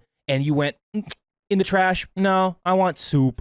Yeah, it feels like she's just very upset about how ungrateful you were. And now it is spiraling, though. She texted me at work Thursday that she was going to make salmon. Communication. I decided that if she tried to cook for me, I would just let her, so she'd feel like she won over me. Dude, you're on your high. Oh my God! Yeah, dude, you're like going too far now. I think that was her extending an olive branch of like, hey, I'm gonna make salmon tonight. And you went, dude. I'll let you have this one, babe. You sound so annoying. If she makes you salmon, you better eat that dang salmon. Well, now that you said this to her, that salmon is going to be coming raw and poisoned. She's probably not making it for him. Yeah, he doesn't deserve it. If she tried to cook for me, I would just let her, so she'd feel like she won one over on me, and we'd draw a line under this. By the way, you guys can always win because you can listen to more full episodes with stories just like this. Just go to Spotify, Apple Podcasts, iHeartRadio, and search up OK Storytime. We've got a little bit more. Actually, we've got a good amount more. Even all the people in the comments also being like, do you mind? Like, hey, that's great. Do you mind if I warm up some? It's like, this isn't even a thing you should have to ask a question about. Crazy. You just go, oh, great. You made the chicken salad. I'm going to make some soup too because I just feel cold. Yeah, do you want soup? Right. Yeah, you're like, have soup with it. Have tea with it. Have something warm with it. And then if so she's like, dumb. what, you're going to make soup? What, is the chicken salad not good enough? Then it's like, okay, what are we talking about? But it's right. Just do the thing. Yeah. If you calmly explained, I just want something warm to go with it, we're still appreciative of the salad, then sure, she's overreacting. Yeah. But if you were fully just like, you made chicken salad, it's cold outside. This relationship feels really healthy to me. Yeah, dude. We should broach that. Super healthy. This is peeving me. Oh, you ready for this one? Oh no. She ended up making salmon only for herself, which is what we talked about, right? Right. Which I was surprised by because I was expecting her to try to convince me to have some. Why were you expecting that, But also, sir? didn't you clearly state, we're not going to make food for each other anymore? It was your decision! I love this. Dude, you're just annoying me now. I made myself a quick omelet and sat down with her.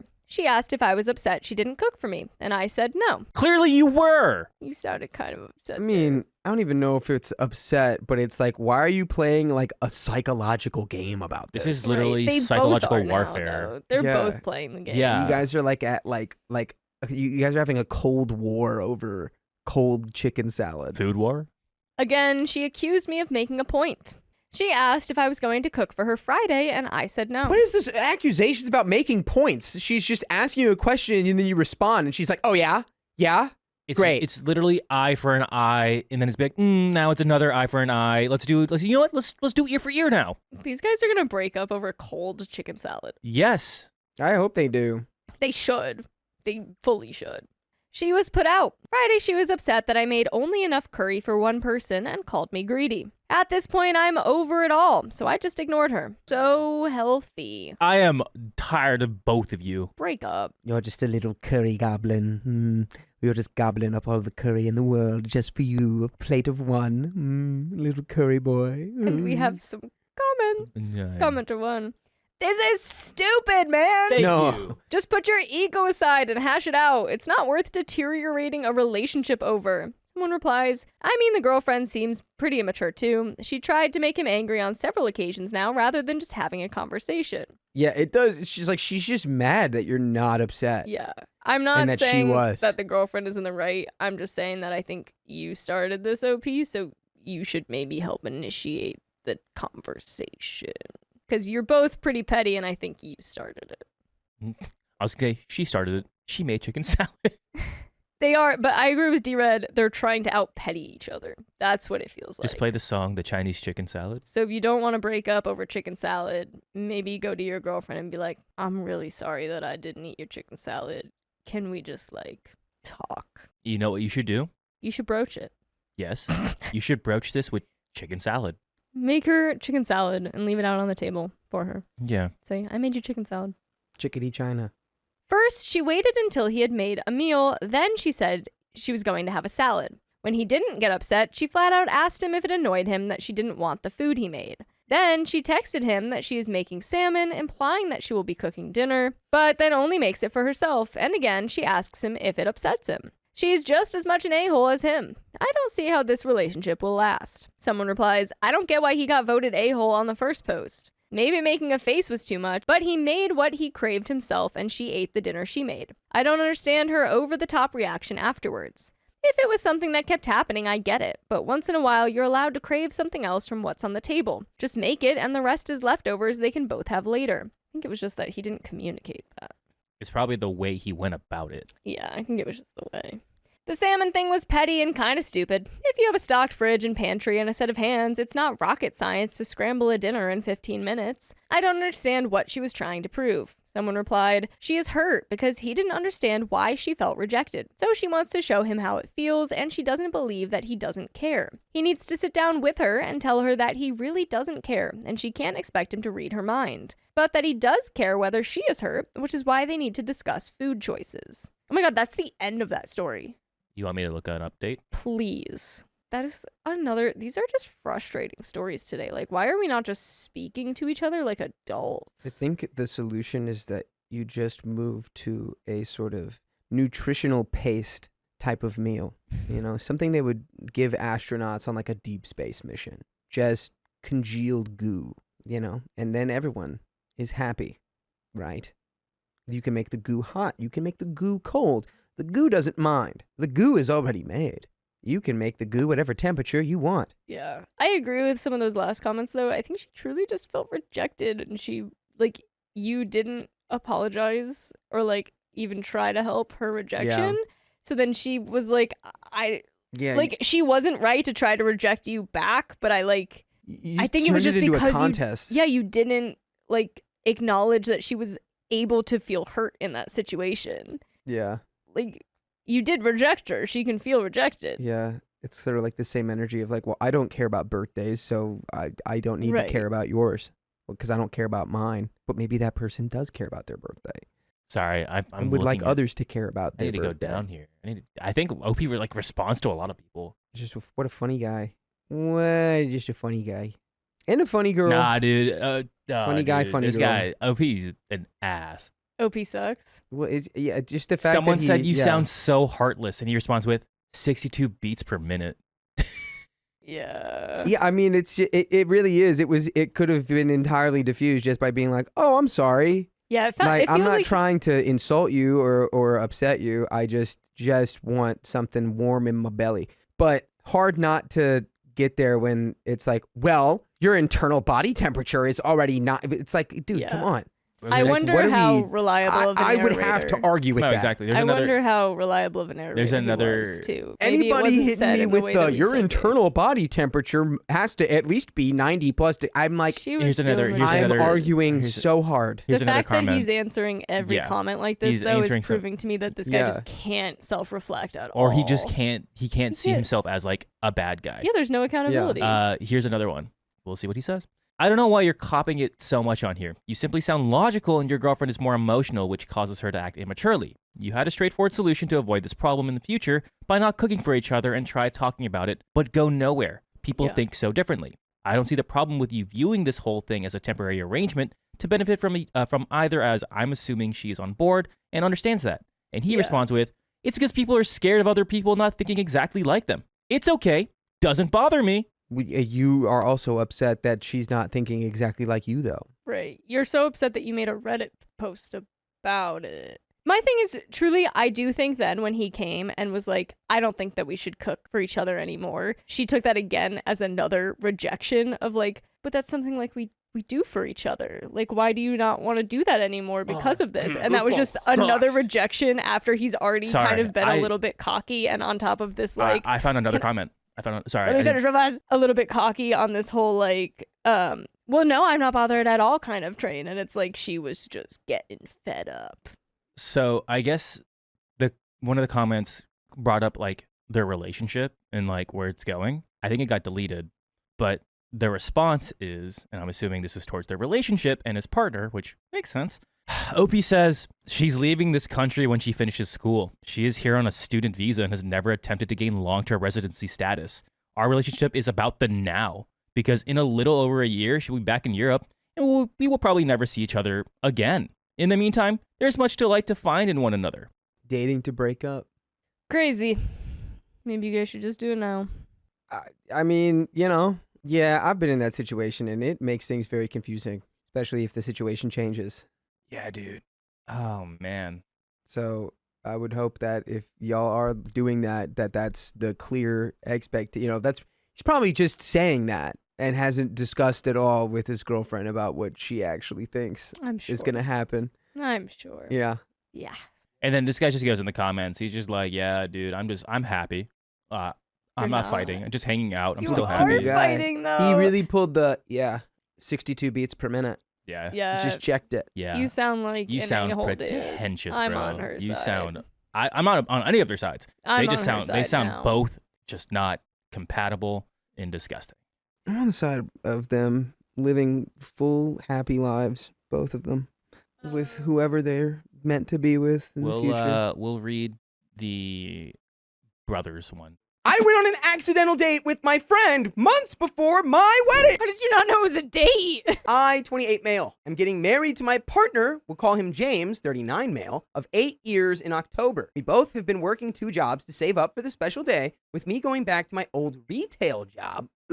Part-time. By the way, this comes from user Throwaway Accident Date, and if you want to submit your own stories, go to the r/OKStorytime subreddit. My current full-time job has a very toxic work environment with a coworker bullying me, so I am job hunting. This past Saturday, I Ubered to my part-time job to work on my resume and cover letter with my boss. As I was getting ready to leave, one of my coworkers/friends, Eric, 31 male, was getting out. We had worked together before I left. We always got along and had a lot in common, like liking the same books, movies, TV, blah, blah, blah. He said he wanted to cheer me up, so we walked around the outside of the shopping center where the retail job is. We talked, we caught up, we went into Barnes & Noble, and he showed me some of his favorite books. It made me forget about my work issues at my other job, and it was nice to talk with someone outside of my tight-knit circle, like my family and my fiancé. After this, he bought me some lunch and an ice cream because it was warm out. After that, he drove me home. My partner was working an overnight, so by the time I got home, he had left. My brother called to check up on me as I was in a bad mental space the day prior due to my job. Told him about my day when he goes, "Hey, is everything good with you and James?" I asked him why, and he elaborated, saying, "It sounds like you and Eric went on a date." While my brother has always had a sense of humor, deadpan was never his strong suit, and he sounded 100% serious. I assured him that it was not a date, that it was a straight man cheering up his gay friend. Then he went into his typical joking demeanor, saying that I didn't know for sure that Eric was straight, which Eric has confessed to me in the past that he is bi-curious. Now, admittedly, Eric is my type, and our jokes can be flirty, but it is just jokes. For example, he had some ice cream in his beard that day,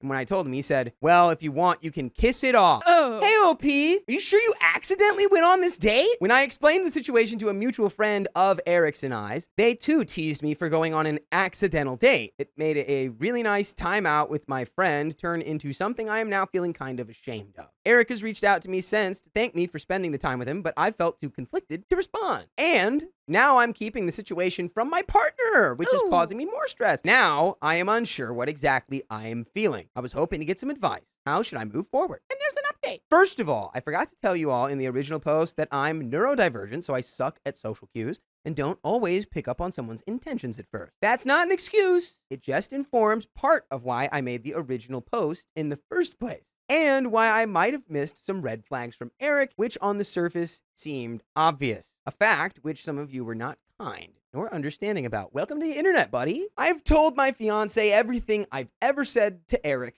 the day I have said them, including the spiciest thing I ever said to Eric. "Oh, you must be putting in work at the gym. You look great. I gotta catch up with you because I'm looking like a bloated whale." When I say that we have made flirty jokes, in hindsight, it's been mostly Eric, but I do own up to the times I participated in the belief that it was harmless. Everything I've said is considered by my fiance as relatively tame compared to the things he has said to some of his friends, which I'm okay with. The general rule in our relationship is that harmless flirty jokes among trusted friends and close peers are okay. Flirting with the intention of the spice of sleep or romance is not. The day I posted, I asked my fiance to talk. I explained everything, my lunch with Eric, the joke. I also told him how people thought it sounded like a date and how others thought it was bordering on an emotional affair. I showed him the post and he said, "Dang, the internet is harsh. Seems like a lot of people have been cheated on." He didn't agree with the emotional affair takes, as he felt like this was an isolated incident as opposed to a pattern that was projected by some. When I told him the "eat ice cream off my beard" comment, he went, "Wait, I need you to tell me this. What flavor was the ice cream that he suggested you kiss off his beard? Because that would decide whether or not I did it." I love my fiance because he always knows how to make me feel better and is a much better jokester than myself or Eric. He said that he knows I never considered my feelings for Eric as romantic, which is why I didn't look into his joke at first. He did also say that due to me being on the spectrum, he knows I struggle with social interactions and that I was only seeing the best in someone I viewed as a friend. He suggested that I tell Eric that this was his last warning, and in the future, he needed to respect my boundaries and that my fiance didn't feel comfortable with us having meetups without his knowledge beforehand. That was what I set out to do. I met with Eric again the day after, having told my fiance that this was happening. He apologized for the joke before I even got a chance to tell him about the situation. That was when the real heavy stuff began. Oh no. He explained that he was starting to feel like his bi-curiousness was more than curiosity, which many of you put together. He said that he didn't want to ruin his friendship with me, but that he did want a test date with a guy, see how he felt, and this was his reasoning behind asking me to hang out last Saturday. Again, something most of you caught on to right away. Call me naive for not picking up on it. Again, I was in a bad mental space due to my job situation and viewed Eric as my friend only. I asked him why he felt that a test date was appropriate with someone he knows is engaged. He continued that he thought most gay men were in open relationships and that I would be cool with it, though for some reason did not divulge his true intentions. That's not a thing. Well- Not a thing. Well, he probably just got confused with the gaycation. He needs to go on one is what needs to happen. I think sometimes the gaycation can throw you for a loop. He hasn't, yeah. Because we're just straight guys. We He- don't know. Give him the gaycation pamphlet. Yep. He needs Yeah. to read up. We're He needs just to submit to the gaycation, or it will consume him. Submit yourself to the gaycation, lest That's it consume you. He clarified that since he wasn't into me, he just wanted his first date with a guy to be someone he was comfortable with. I asked him if he considered how uncomfortable this made me. I explained that it felt like my trust was mistreated and that I felt like an idiot. He apologized again, but I asked him that if he thought most gay men were open, and if he saw it as a date, why did he make the inappropriate comment about kissing him?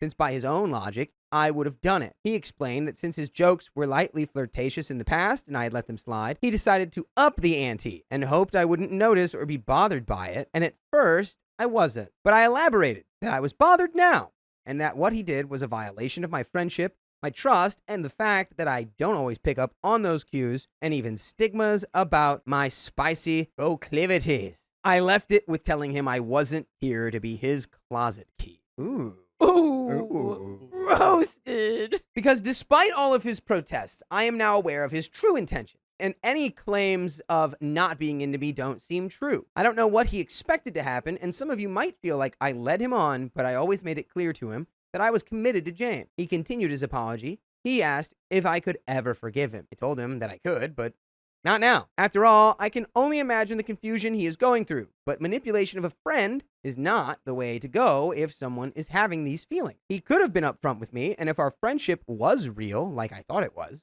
I would have helped him and gladly been his wingman. I put in a request at work that we no longer have shifts together. I explained all of this to my fiancé, and I had a big old cry about it. Feeling used is no fun. Who would have thought? I then called my brother and thanked him for catching on to something that I didn't at first. He teased me, saying it was his job as my older brother to keep a-holes away from me. And by the way, I would never keep you away from the full episodes with stories just like this one that you can find on your favorite podcast platform. Just search OK Storytime wherever you listen, and you can get 67 days worth of story, 2,500 plus. Again, I appreciate everyone's comments, especially everyone who urged me to confide in the love of my life, who suggested I question my friendship with Eric. So that's all, I guess. My relationship with James seems stronger than ever. I will miss my friendship with Eric, not because I wanted the attention like some of you thought, only because it was my first friendship with a guy outside of my fiance in forever. Most of my friends are girls, and I thought I could have one uncomplicated relationship with a guy, but it turned out to be fake. Now that I have had that existential crisis, I'm going to go continue working to pay for my wedding. Have a great one, everybody. And that is the end of that story. Honestly, that could have gone so bad, and that went pretty smooth. Yeah. I'm happy with that. Could have been horrendous. Could have been horrible, Yeah. but Congratulations. congrats. Go Sounds get like you guys married. are good partners. My friend invited me to her wedding, but I don't even want to be her friend anymore. Ooh, drama. Boom, roasted. Long story short, I met Bride 9-ish years ago at a job that required me to be hours away from my home city, and she was doing the same job. Vendor salesman at events. We became friends, smoking and drinking because we were newly 20-year-olds. Okay. We've grown apart. We've never lived in the same city, and I feel like she's trying to take advantage of me. All right. It seems like they were just This acquaintances is from the beginning. Interesting. By the way, this comes from You Gremlins Butt Crack on the ROK Storytime subreddit. I love your creativity. So, I'm not in the bridal party, but I was begged to attend the bachelorette, with Bride telling me all the bridesmaids backed out months in advance. Oh, so you're like a pity bridesmaid? That's weird. A lie, only for the bride to try to last minute make me get a $250 minimum pre-tax hotel for her and she also had $0 to pay for a single thing the entire weekend. Oh, you're not. It's not even that you're a pity bridesmaid. You're just the money. cash You're cow. you're the bank. Interesting. Her budget was $40 for hotel dinner, drinks, Ubers, taxi bar, and club cover, etc. Miss Girl, what do you think She you're gonna brought get? $20 for all of that? That's Aren't like concerning. club covers like $30? Yeah.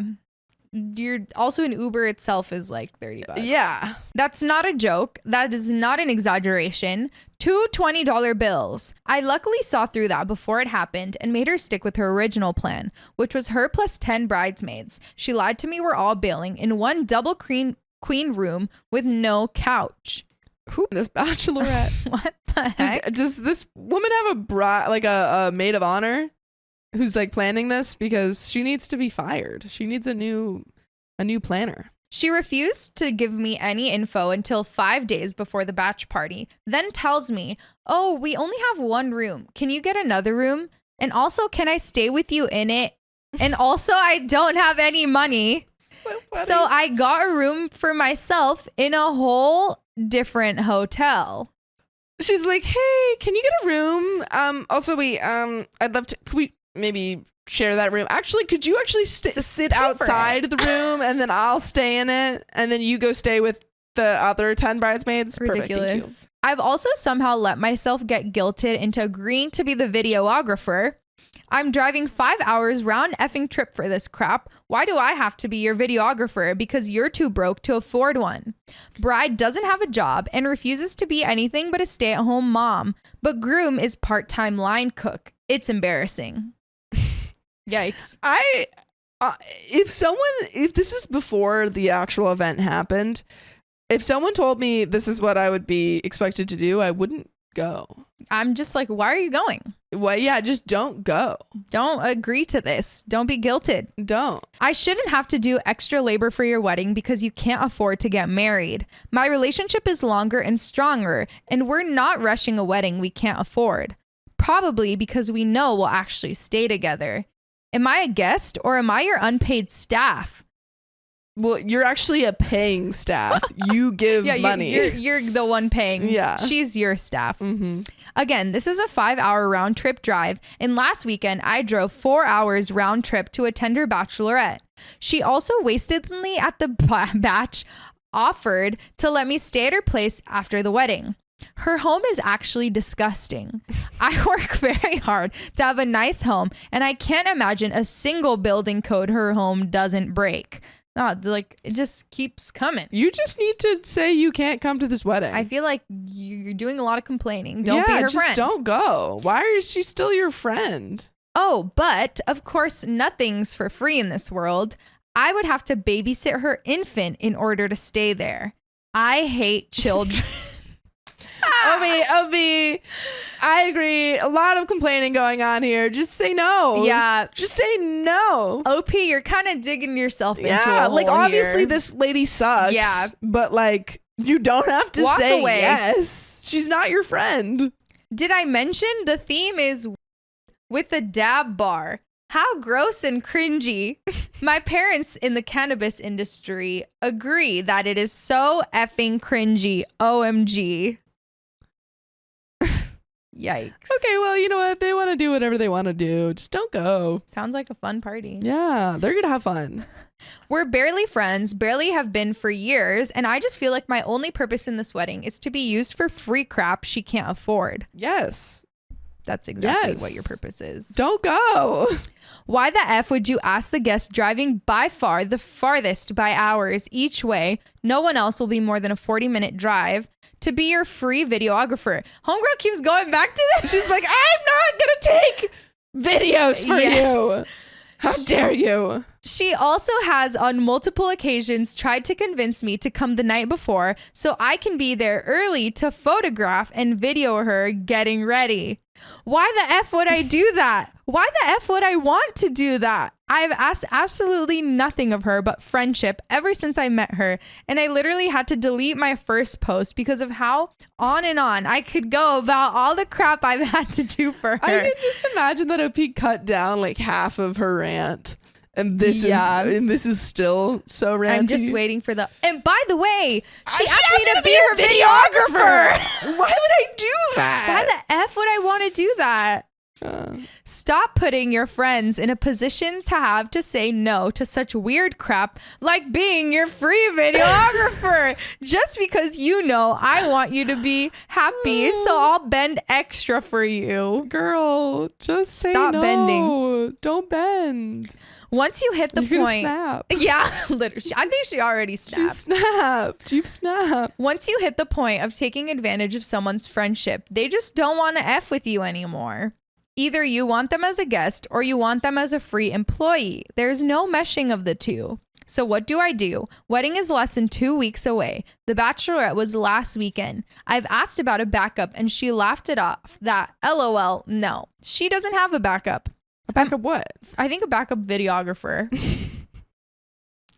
I'm also notoriously late to everything in my life, and I just don't care to leave my house by 9:30 a.m. at the latest to rush over there to be a videographer on my own dime with the god dang cell phone. Did I mention it's formal with the mechanical bull at 6 p.m.? Kind of sounds fun. Wow, this party's lit. Weed party with the mechanical bull? Kind of sounds fun. And dinner is being cooked by her mother, and salt and pepper are the only seasonings, so it's not like they're losing out on the cost of my plate. I no longer want to go to this wedding. I don't. Edit to add, it's been 6 months, and in case anyone ever checks back on this, here's your update. I did not attend the wedding. Thank God. Good. I don't think I could have like dealt with you ranting about the wedding. Yeah, if you had I would gone. have been mad if you I'd have went been to like, the why wedding. did you do that to yourself? My fiance and I instead went out of town, hit the Spicy Club, and had a great night for ourselves. Her and hubby lasted either 2 or 3 weeks married before she caught him cheating. Dang. Good thing you didn't video that wedding. He has never had a single thing to do with her or the child since that day. Kids? Oh my God. That's sad. He has 2 children in Florida he is running away from the child support of, which is why when she came to be wanting to terminate, I was in full support. Oh my gosh. Oh. She called me crying a couple years ago that the dude she was doing substances with at her casino job was a giant creep, but she slept with him for substance. I had no idea she was even doing substances before this. And now she was pregnant and desperately did not want the child. What a just turn. I thought the worst thing about this was that OP didn't want to be the videographer, but now it's like, oh my God. So this is after the wedding. Yeah, it's just kind of weird. The timeline's a little weird. Yeah, OP's like, oh, it's just 6 months later. I didn't even know that they had kids or were having kids. That's wild. It just seems like OP was never really her friend or that close, but now she keeps coming back to her. Interesting. I offered to drive the 6 hours round trip to where she lived at the time to pick her up and bring her to a Planned Parenthood. Whoa. Stay with her in a nice hotel and everything. Wow. OP's doing a lot. Wow. Still. For someone she says like she doesn't care about, she's doing a lot. Yeah. I mean, clearly, she's a good friend, all things considered. Like, she really doesn't need to be doing all this. No. Yeah. Her friend, like, sucks, and she's still doing it all. But speaking of good friends, you can be our good friend by joining us live on YouTube every weekday at 3 p.m. PST. Just tap our profile. Tap it. There's another relevant update, but let's discuss. Yeah. Same thing. I think that she's asking a lot. Well, or you're offering a lot. It doesn't even seem like right now she's necessarily asking. It just seems like she's kind of dumping a lot on you. Like, maybe she doesn't have friends, because That's why what does it she keep seems like. going to OP for this That's stuff? what I want. Like 6 months, like OP's like when they first met, they fell out of touch and they stopped talking, and then she was getting married, so she called me up. And then we stopped talking, and then she was cheated on, and she was trying to get like rid of the baby, and she called me up. So it's just this like There's too much weird going on. back and forth of no contact, and then contacting OP for these really big moments in her life. That's so interesting. Yeah. Well, she ghosted me and left me on red. And next thing I know, she's inviting me to their baby shower. What? And next thing I know, she's inviting me to their wedding. Whose wedding? What in the heck? Wait, oh, the Is this casino guy. the casino man? guy. The baby father. What? Okay. I tried to be a good friend. Stop being a good friend. I was told to F off. I am so confused. Wait, what do you mean you try to be a good friend and you're told that? Because they Why? I'm assuming maybe like the friend, OP's friend invited her to the wedding, and then OP was like, you shouldn't do that. Like, he's a bad guy. And she was like, F off. I guess. She should have never been with him. She should have been in effing rehab. Glad I didn't go to the wedding, and glad the aftermath is finally not my problem. I'm so effing sick of dealing with the consequences of other people's poor decisions when all I do is try to help everyone around me, and no one helps me when I need it, but I'm always everyone's first call for help. F that. Dang. Wow. Make your crappy decisions. Deal with your crappy consequences. I was going to pay for everything, too. And I never suggested termination. She just called me sobbing, like, please help me. I can't have this baby. I don't want this baby, but I don't have a car to get anywhere and take care of it. And I was like, say less. I'll be on my way tomorrow and I'll pay for everything. Don't worry about anything. Dang. And then I get ghosted and I'm supposed to be dragged through the mud right along with her. My plate is full and my cup is empty. Dang. This, that was a rant. I feel like this is like a lot more to unpack. I think it's not just this scenario. No. It seems like OP's been treated this way by a lot Yeah. of people in her life. And I think this kind of goes to show, I think maybe she's like, shows up above and beyond for people that maybe like she doesn't need to be doing that. I agree. for. I think sometimes, like, I think that you have to be a little bit more, my advice for OP is you have to be a little bit more careful about who you're showing up for. Yeah. And, maybe before you go above and beyond and start like spending all this money on your friends, figure out if these are the people that you want to be friends with first. Like, show up for the people who actually are in your life and care about you. Yeah. You don't have to show up for everyone. Yeah. And I also feel like if you're going to do all of that, you have to be willing to accept Yes. people might not do that back. That's a and great you have to point. be okay with that. I feel like Yeah. that's like life in general. Like, yeah, if you're going to spend money, you can't expect anything in return. no. And I think like people need to learn that like you can't do things conditionally and expect them to be done That's a very back good to point. you. Yeah, that's a very good point. Yeah. Because you're not going to get that money back. So No. spend it. Like, that's you're making a choice and you just have to be able to live with it. Yeah. And that's the end of the story. Mhm.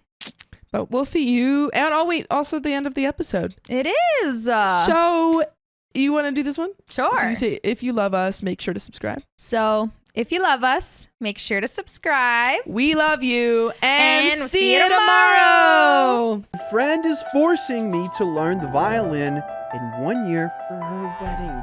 Why? I, 23 female, have a friend, 22 female, from school who asked me to be in her wedding over lunch today. I have known this girl for about 2 years, and because we share the same major, we are school friends. We partner up in classes, do projects together, etc. But I don't really know or hang out with her outside of this setting. You don't hang out with her, Basically schoolwork. That's all they do. and Is you anything related have to to school. learn the violin. Like imagine like some guy or some person in your class, Yeah. and you're getting married, and you reach out to them and you're like, hey, I know how we took like Psych 101 together. I need you to learn the violin Immediately. now. Start working. Anyway, she asked me to be in her wedding, and I assumed she meant as a bridesmaid, but I was wrong. By the way, this comes from Breeze Blogs, and if you want to submit your own stories, go to the r/OK Storytime subreddit. And we're here to give good advice goofily, but we don't have all the answers. We may seem like we do, but we don't. But if you have anything you'd like to add, please add it below in the comments. We'd love to read them. So OP continues. She said she had a dream of her perfect wedding, and it was so beautiful, she woke up crying, wrote it all down, and cried for hours because it was just so beautiful and perfect. She even made some sketches and said that this was a vision from God from her wedding. She couldn't even explain the warmth and ecstatic love to me because she didn't have the words, but that she would do anything to capture it perfectly. I believe her. She's like sobbing. She's like, oh, you don't understand. I need a giant spider to be tap dancing, Okay. and I need you to come in. It was beautiful. It was really beautiful. I need you to come in a clown suit. This isn't Harry Potter. That's the only thing I could think of. What are your dreams like, Sophia? I'm just thinking of a crazy dream that she's basing her wedding off of. Ah, I see. It was a joke. It was a joke. It was a joke. I believe the vision from God. Yeah. I do believe that he can bless people with through dreams. It just depends on if, tap dancing spiders are involved or not. I had a dream that I was driving on the highway and some guy motioned for me to roll down my window. I was like, no. And so I rolled down a little bit, and then he goes to stick his hand in. So I try to roll it up, but his hand's blocking. So I roll it down more. He like reaches forward and yanks me out of my car, and I woke up, and then I turned and like in my adult sleep state thought I saw something, like yelled, and then like went under the covers for like 5 minutes, and then I was like, wait, what's going on? And then I fully woke up and was like, I'm fine. And that's a vision from God. Or my wedding plans. What are your wedding plans? What about you, Carly? What's your latest dream? I have really weird dreams. My latest dream included Dream Keon being a little witch boy. Okay. I was mad at him. I woke up and I was like, Dream Keon, Dream Keon's in trouble. Oh, I thought you meant like he was a witch. No. You mean like B-board? Yeah, okay, got you. Oh, yeah. Yeah, I was like, he's a witch. He's being a little a-hole in my Got dream. you. You were in it too, though. You were lovely. Ah, shucks, thanks. You're not in my dreams. Okay. You're always mean to me. She then likened herself to an artist with divine inspiration and went on for about 20 minutes about the details of her inspiration and how beautiful and uniting this wedding would be. That would change lives and be so much more than a ceremony, and that the execution was so perfect it would be more of a visual statement, an artistic dedication to love that everyone would be living a part of. Okay, I kind of like this. In this beautiful, perfect wedding, I'm to be at the front line of the aisle playing the violin as her guests arrive. In a long white gown, feathered and beaded and soft, very romantic. I will know it whenever I see it. I laughed and told her I've never played the violin before and as such may have a hard time performing for her guests. She told me that I had a year to learn it and that this was extremely important to her. She's looking at you and she says, I need you to play the violin.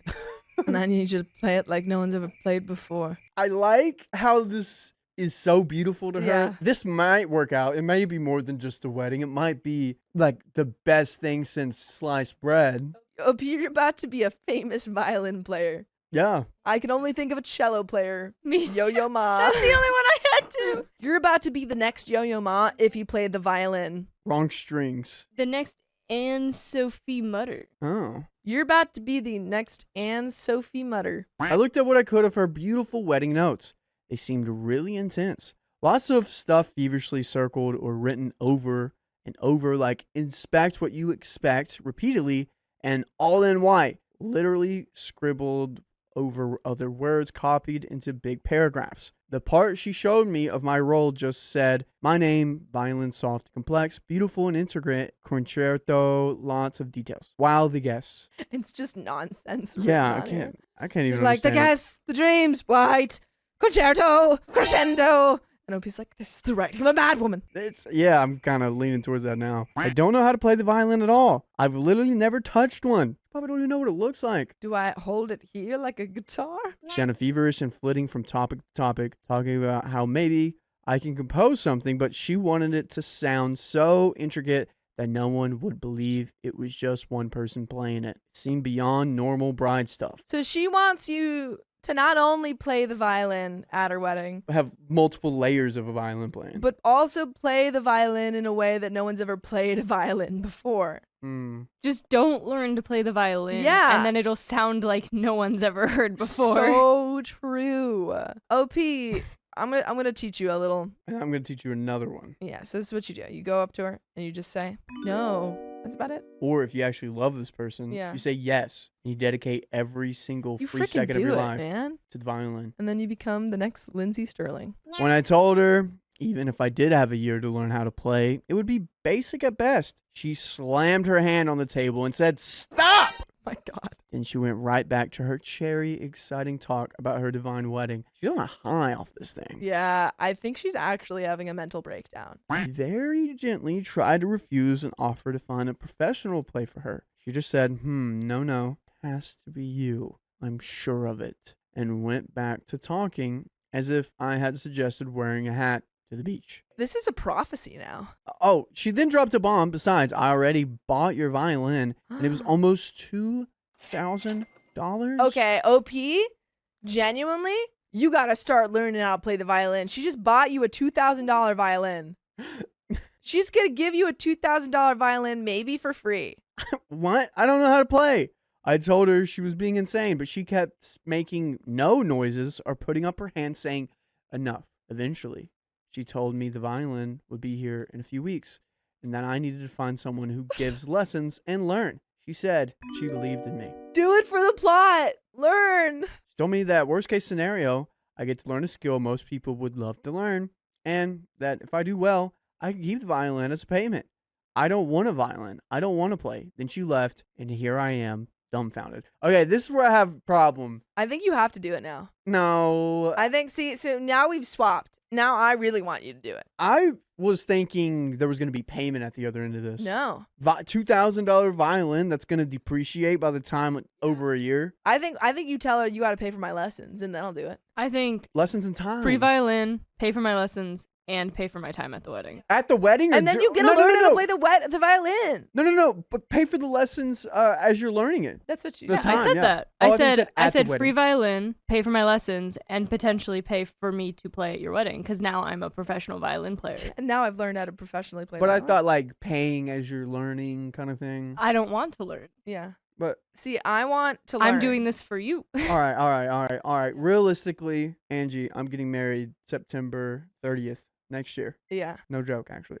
I want you to play the violin 10 grand. 100%. What's your number? Absolutely. 100%. What's I your get number, to learn Carly? how to play the violin. Yeah, wait, are you paying for the violin? I'm paying you. Just 10,000 flat Yes. to get a violin Yeah. learned. Yeah. Absolutely. 100%. You can buy such a cheap violin and Yeah. still do the same. Like I don't need a $2,000 I violin. could buy a Well, $1,000 You violin. kind of do. I mean, I'm buying a $1,000 violin, and then I'm spending, let's say like $150 per lesson, like for the best of the best. I'm getting so good at the violin. I'm Yeah. doing it. If I was OP and the person said that she would pay for lessons, I would do it. My thing with needing payment for the wedding too is I Yeah. can already tell how crazy this girl is going to be about her Oh, yeah. wedding and I need like that kind of damages. We've only taken biology together and did labs. I don't know your favorite color. I don't even know know where you came from. I don't even know where. Who are you getting married to? Who are you? Yeah, because she also only gets to keep the violin if the bride thinks she does well. Yeah. I can't exactly cut ties and run. It is summer now, but we have a class together currently and 3 classes together in the fall. I can only see her getting crazier about this. She's always had a flair for the dramatics, but she's never been this extreme before. I'm not sure if this is just mega bridezilla energy and she will get over it, or if I should just pretend I don't know her, or if I should call a loony bin to come pick her up, or just take up the violin and hope whatever god of weddings visitor grants me magical powers. I really hope that all of these relevant comments say, do it. For the plot. For the plot. Do it. Dinosaur Train. Honestly, she sounds like she's dealing with a mental illness. Yes. This is typically the age that schizophrenia kicks in. She likely doesn't know she has it, nor does anyone else who loves her and can help her. If I were you, I would approach her fiance, her family, and school mental health. She's not bridezilla. She's a very sick woman in need of help. You didn't ask to be in this position, but you are. You need to get other people involved in helping her. Okay, yeah, that's good advice. Alternate advice, we Freaky Friday this. You pretend like you're playing the violin, but you get a professional violin. Behind a curtain. Yes. Wizard of Oz. Mm-hmm. Someone pulls down the curtain. Pay no attention to that. Yeah, don't mind them.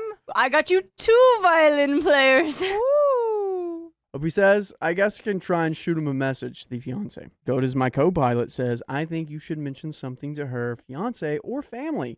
Sounds like it is potentially very serious, not a temper tantrum or demands. Something is very wrong. Opie says, I'm Facebook friends with her fiance. What do I even say? I'm sure she's told him about this dream of hers. I mean, she like immediately bought a $2,000 violin. Yeah, She's definitely a little manic. absolutely. Oh, Just say all no. that. Opie says, how are they affording the wedding? She's not rich that I Oh, know of. no. Her fiance is in the army. She's a student who works part-time at the Mexican chain restaurant on campus. I really don't care to learn the violin, even if she wasn't expecting some kind of a magic. I don't think she is sane enough for me to take her up on the offer, and $2,000 on a violin seems crazy for a beginner anyways. Okay, now I'm like, we gotta shift gears here. She's not rich. I thought she like had some bank behind her. Nah, she doesn't have. I mean, she's in like school. Doesn't have that money. Definitely get family members involved. Any mental health professional. This is getting a little not good. A lot of not good. Or you learn the violin. I was really hoping for her not to be going cuckoo. I was really hoping that it'd be kind of a Joan of Arc situation, That's what I thought at the beginning, but now like Joan of Arc. I was hoping for that. Nope. At first, it was kind of funny imagining the awkward sawing that would commence. Then it was horrifying. Then it was troubling and really, really sad. I sent her fiance a message on Facebook. He has seen it, but he hasn't responded. I also can't believe she spent so much money on a violin on someone who can't even play. Even in a year's time, how the F can anyone play so well they'd fool people into thinking multiple people were playing?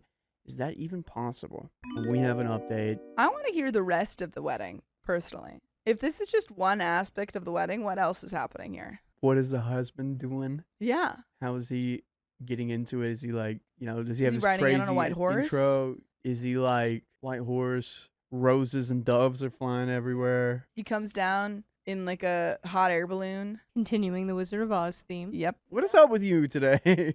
I don't know. It's just her dream. Sophia had a dream last night too. Yeah. Guys, you It's have beautiful. to learn how to play the oboe in 5 years. Update. Ages are still 23 female and 22 female, and the length of the relationship is 2 years. I sent a modified post to her fiance and added after, I'm really worried because this seems pretty mentally unstable, way beyond normal bride stuff. I got this reply on Facebook from her, not a fiance, at around 2 p.m. today. I didn't see it because she deleted me from her friends and it went to a different mailbox. Facebook is weird. Thanks so much for trying to tell my husband I'm crazy. Thank God he understands what it's like to love someone and what planning a wedding is all about. Excuse me, I have a dream that I'm passionate about. Trust me, if you ever get a ring with that attitude, you will understand too. But I doubt it.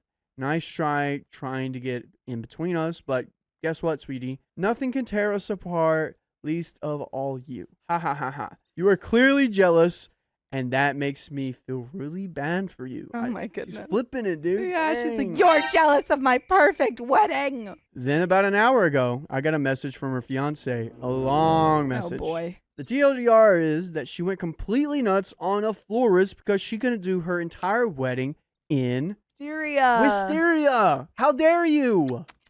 She almost got arrested for making a scene in this store. He also found out she spent her financial aid / student loan money for the second half of the summer and the fall on random wedding stuff, including my violin, and has been booking venue tours and tasting with ridiculously expensive prices. Anyone is familiar with Texas, she is looking at doing her wedding in a giant castle in the Ritzy Lake Travis area of Austin, near the huge multi-million-dollar mansions. Oh boy. Purple, where is this? Oh boy. You don't have that money, girl. He told her about the need for a budget and being realistic.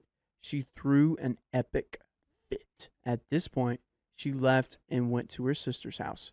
I messaged her back saying that she may be bipolar and in a manic state and suggesting asking her sister to maybe get her to a doctor. He was more upset and focused on being hurt at what she had said to him about the wedding than her. She also threw a tantrum and accused us of sleeping together. Oh yeah, this is not normal. Definitely something is going on. This isn't fun anymore. I just wanted a violin story. I wanted a fiddle to be played. I just wanted this to be a happier version of Your Lie in April. I told him that. Needless to say, I would not be playing the violin in their wedding, and I was sorry for any trouble. But I really did think it was best he seek some mental help for her. He said, you made your point. You don't need to rub it in. I can take care of my family. Okay, well, he's a little nasty too. You made your point.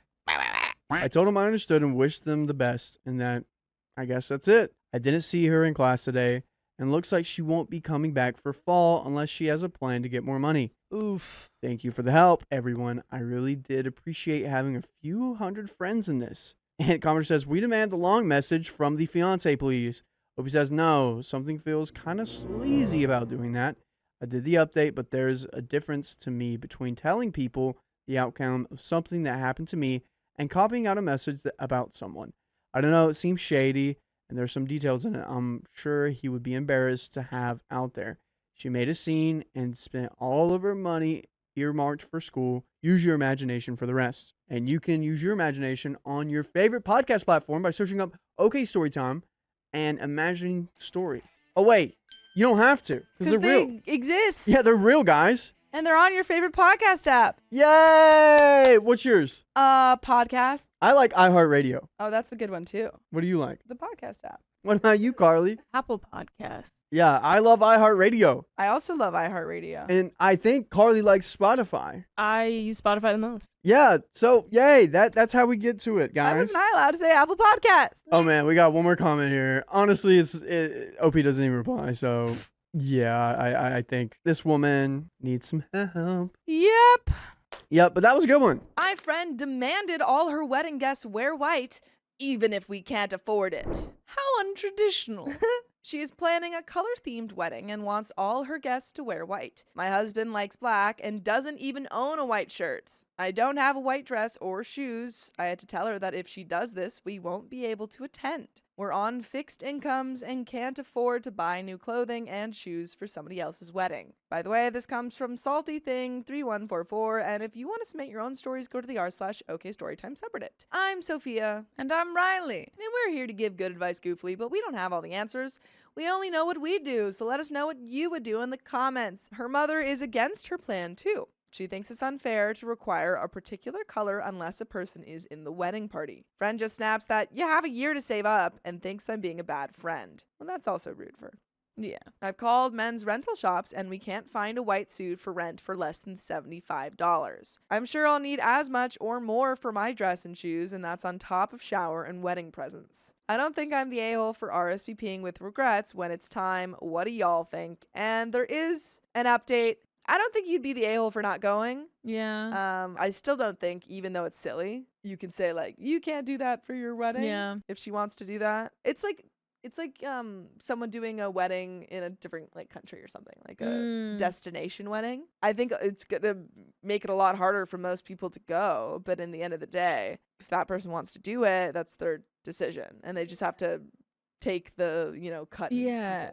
Update for all of you who just think I'm fishing for an excuse not to go. That is not true at all. We're on disability and income is a big issue for us. We are still going to send them a nice wedding and shower gift. And that's going to stretch us too, because one place setting of China and Crystal is $150 a pop. This is not something we just don't want to do. Whenever I'm asked to be somebody's bridesmaid, I have to regretfully decline too. Just can't afford a dress, shoes, hair, makeup, manicure, a share of the shower, and bachelorette costs and gifts. I was upset when I heard about this because I knew we'd have to decline. We already went to her engagement party and bought a gift for that too. There are limits to what we can afford. Believe me, we're disappointed too. Commenter 1 says, why wouldn't you find these clothes at a consignment store? This really shouldn't be that hard. Did you even check consignment stores or any other very cheap or free options? Gift groups on Facebook, charity, family, and friends, vintage, etc. OP says, I already buy most of our wardrobe at consignment and eBay. The only white formals I saw at my usual haunts were wedding dresses.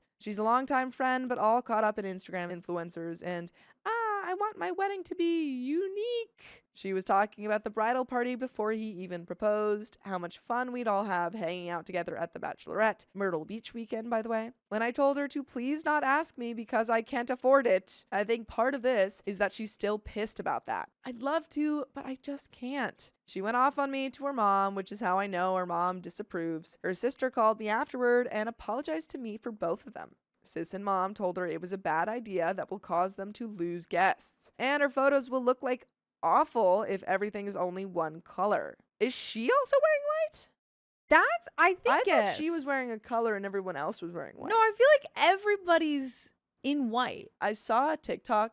I thought she was wearing a color, and because I've seen those weddings where everyone Yeah. wears white except for the bride, and so that like she really stands out as well. But I've also seen on TikTok a video of this one bride who wore white and everyone else wore white, and you can't really tell who the bride is. Yeah. Then it becomes a fun, like, a Who's little the Where's bride? Waldo Yeah, situation. Yeah, where's the bride go? It's also like, this is again where I look at this bride and I'm like, you can't be mad at people for Exactly. their financial situations. Exactly. And like, also, I guarantee you, any inconvenience this is causing on you is like Tenfold for her. a small portion of Yeah. how hard it must be for whatever person. Absolutely. Again, bride can make any decision she wants about the wedding, but the harder you make it for your guests, the less guests you're gonna have.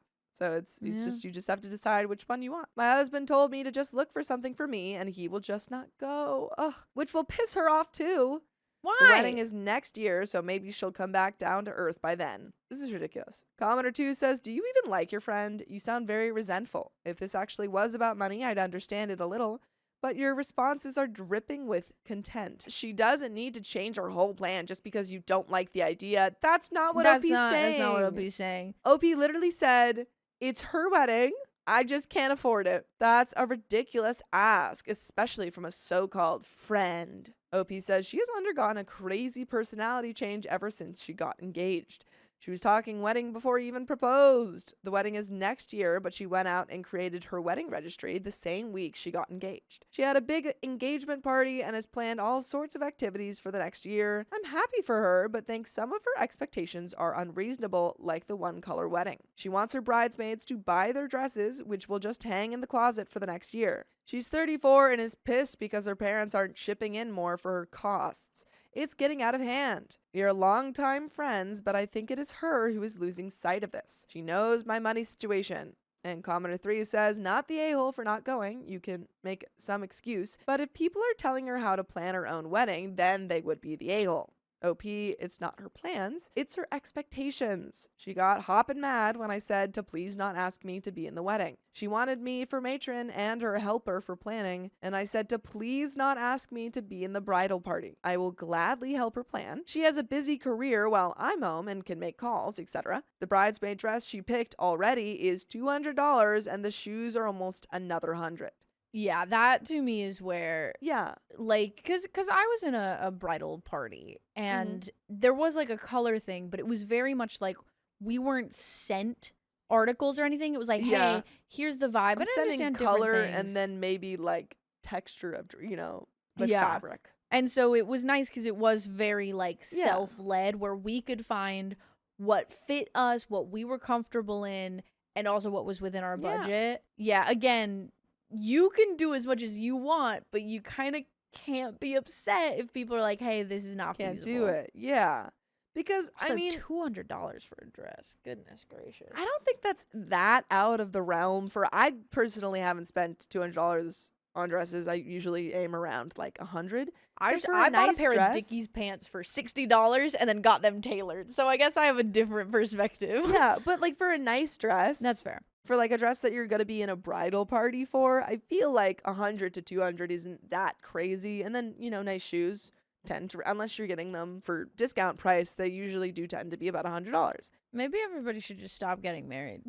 That's just the clothes. She wants a batch in Myrtle Beach and a shower with catered sushi. Update 2, nearly 3 years later, friend got engaged and started planning her wedding. She was in her 30s and it was not her first wedding. Before everybody squeals, I do not think it's wrong for a repeat bride to have a big formal wedding. That is not the issue. What I do feel was that some of her expectations were unreasonable given her age and the ages and life circumstances of her friends. She got pissed with me right from the start. I declined being a bridesmaid because I'm on disability and didn't think I could afford the dress, and a share of the shower and the bachelorette party, plus shower and wedding gifts. I was also afraid my disability would inconvenience her because I have chronic pain, and I never know how I'm going to feel from one day to the next. It makes trying to plan anything a pain in the butt. There was a high chance that I'd let her down on helping with wedding work and going to appointments. I thought she'd understand, but she was majorly pissed. She said I had a year to save up for my wedding attire. I have an opinion on that, but kept it to myself and apologized for disappointing her. She wanted a destination bachelorette party. The bridesmaids and her friends are all married with kids, and I don't think it was reasonable to expect us to head off for a week at Myrtle Beach. A weekend, sure, but not an entire week. The expense was another no-go for me. I did what I could to support her. We attended her engagement party and brought a gift, which wasn't cheap. Read on. She registered for China Crystal, the works. I know that's not a faux pas, but she had a full set from her first wedding. She just wanted new stuff. This is where I admit that I might be the lower anatomical blowhole.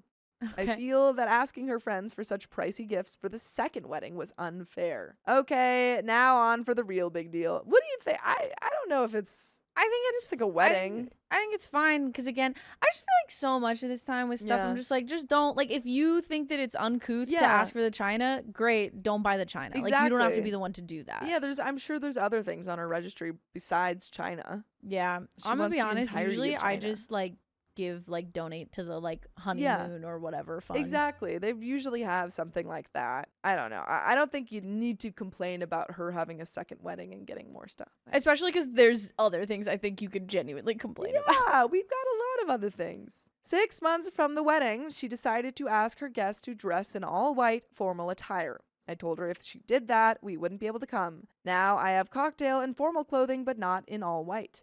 My husband likes black and doesn't even own a white shirt. That meant a new suit and shoes for him, a new evening gown for me. If I could afford this, I could have been her bridesmaid. I did make an effort, though. I called men's formal wear shops, and renting a white suit for him would cost around $75. I looked at consignment stores for an evening gown, and the only all-white long dresses were wedding gowns. So I will Yeah. say real quick on that, do that then.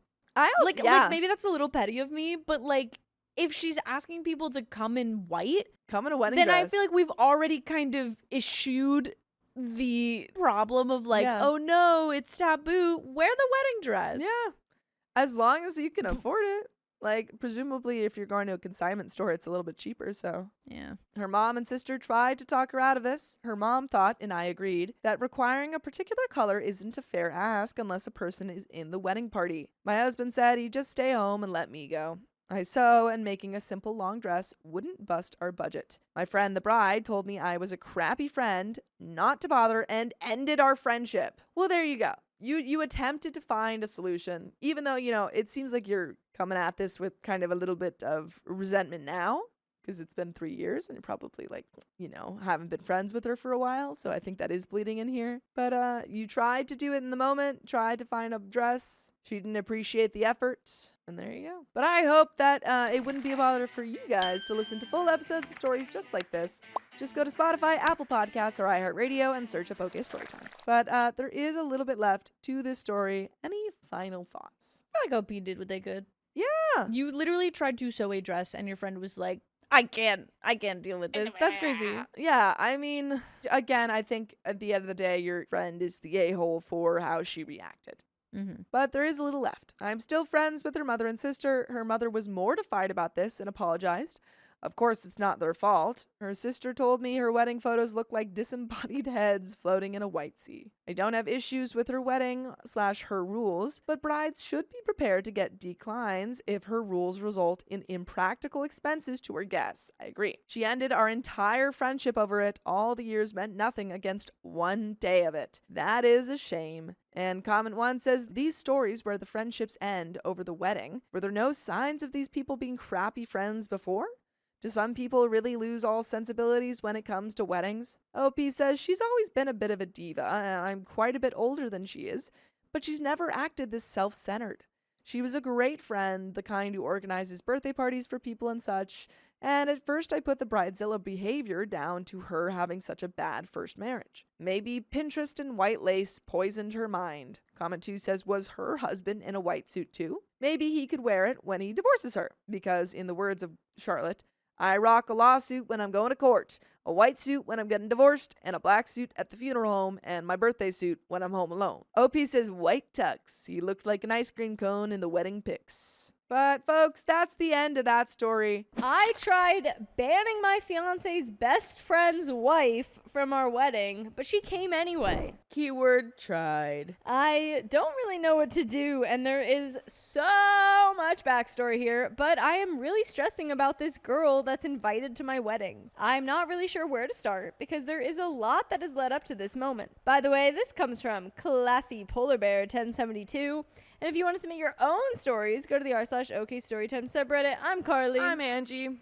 And we're here to give good advice goofily, but we don't have all the answers. We only know what we would do. So let us know what you would do in the comments. And OP says, ultimately, my fiance has had Matt as his best friend for 20 years. Matt is a cool and solid guy, but not trustworthy. Matt just got married to Kat a couple weeks ago, but they had been engaged since 2022. They were never in a rush to get married, and anytime anyone's asked, that's exactly what they said. After my fiance and I got engaged, winter 2025, and we knew we wanted a short engagement. Matt and Kat immediately started planning their wedding after they found out. Anytime I tried to talk to Kat about her wedding or otherwise, she either gave me an attitude or flat out ignored me. What? Unless she has had a few drinks where she's asked about the tea, she ignores my existence completely. When I attended her bridal shower and wedding, she wouldn't even look in my direction. And when I went up to congratulate her, she sounded less than enthused about it. I recently found out that Kat has been saying terrible things about me when I'm not around and essentially tries to turn one of my closest friends against me, and it seems to be working. According to the people I heard from, Kat was talking bad. They think she might be upset that I'm stealing her man's best friend from him. But what? I don't think that makes sense. I don't want her starting any drama at my wedding. I don't want to be stressed that she and my other close friends are spending time together at my wedding. But this is technically my fiance's call, right? Since it's his best friend's wife. It's as much his day as it is mine, but I don't want this girl bringing her shadow and putting a damper on the whole thing. What could be the solution here? We have some relevant comments, but what say you? I say a conversation needs to take place. I second this notion. I believe that, yeah, you need to be straight up with her and be like, hey, girl, what? What is happening? Huh? And then if she, like, presses or, like, explains it more, like, you're gonna steal him from my best friend. You're my boyfriend's best friend from him. It's like, well, Right. okay, first of all, how? Make that make sense. I feel like that cannot be the real reason. Yeah, honestly, you're so right. And even if it is, or if we find out the right reason, be like, yo, I'm like this close to not letting you come to the wedding, Right. or like not Like, wanting you what at the the wedding. heck? Like, sure, I would want you there. You can lie. Like, I really want you there, and obviously, like, we are going to invite like the boyfriend, the Right. best friend, no matter what. But if you keep this up, then I don't want you at my wedding day. If you're I so think against it's- our relationship. Yeah, really hard though to not invite her too. Yeah. Well, I feel like you would just invite him and not give him a +1. I think that's it. Relevant comments. Commenter 1. I think you are going to have a lot more drama if you don't invite her, to be honest. Just don't say her with your friends. Opie says, yeah, you're right about the drama. We are having a small ceremony, though, 40 people, and there's no seating assignments at the restaurant we booked. It's a buffet and kind of just a lounge type of vibe. Commenter 2. Tough. It's not just your wedding, it's also your fiance's wedding, as you said, and I'm sure he'd prefer it if his best friend had his wife there. Seat her elsewhere and just suck it up for the day. Opie says, actually, he doesn't like her either. Commenter 3 says, Opie, is this a pattern for you? And by this, I mean feeling like you have to manage everyone else's emotions to avoid conflict. The reason I ask is that your other post suggests maybe you find it deeply uncomfortable to put yourself forward or let other people manage their own reactions. If I'm wrong, then I'll shut my mouth. If I'm not, and this is a pattern, I feel for you.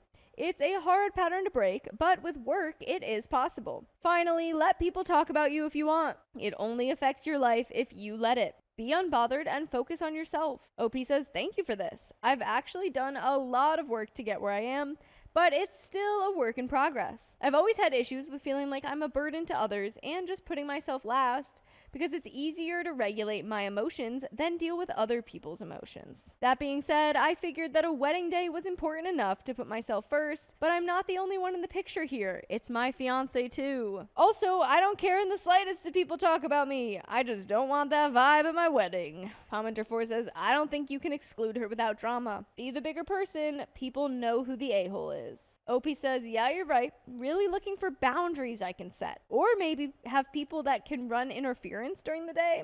I don't know, maybe I'm making a bigger deal than it is. Commenter 5 says there are no drama-free options. Pick the one you can live with. What kind of close friends believe the other person without cause? OP says probably the people-pleaser kind that doesn't like conflict and always wants to keep the peace so they don't stick up for their friends.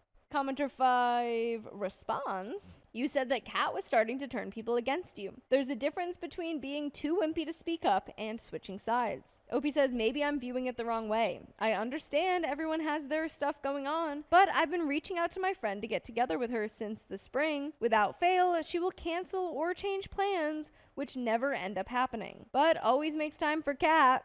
I've gone out of my way for this friend many times. Maybe I'm missing something and I should definitely have a conversation with her directly as soon as I can. But something seems fishy. Maybe Kat didn't turn this friend against me per se, but something is different than it used to be before Kat showed up. But thank you for helping me realize that I need to talk to my friend before jumping to conclusions. Should OP talk with her fiance to let him know what was going on and what he thinks about this? OP responds, I actually just talked to him about everything going on, and he said that everyone that is invited is invited. Asking anyone not to come would cause more drama, which is the opposite of what we want, and that after our day, we don't have to associate with them anymore. That's interesting. Yeah. I don't know. I kind of want to know, like, what it is that Kat's actually been doing. Besides just, like, not wanting to talk about, like, her wedding. Yeah, like, were there other instances where she was being weird? And, like, turning your friends against you, which kind of sounds just like your friends hang out with her more, but they're her friends too. Like, I'm not necessarily seeing what drama she could cause at your wedding, besides, like, talking to your friends. Yeah, or maybe, like, making weird comments. Because, I mean, she did make weird comments about, like, you know, their relationship. So I wonder if she would do anything like that. But, I wonder if there's a way to kind of be, like, sure, she can come, but if I get wind that she's, like, being witchy, she's out. Like, just even a whisper. Right, I'm not dealing with it. Exactly. Kind of thing. Honestly, he and his best friend haven't even been talking lately, so I'm not really sure where he stands there.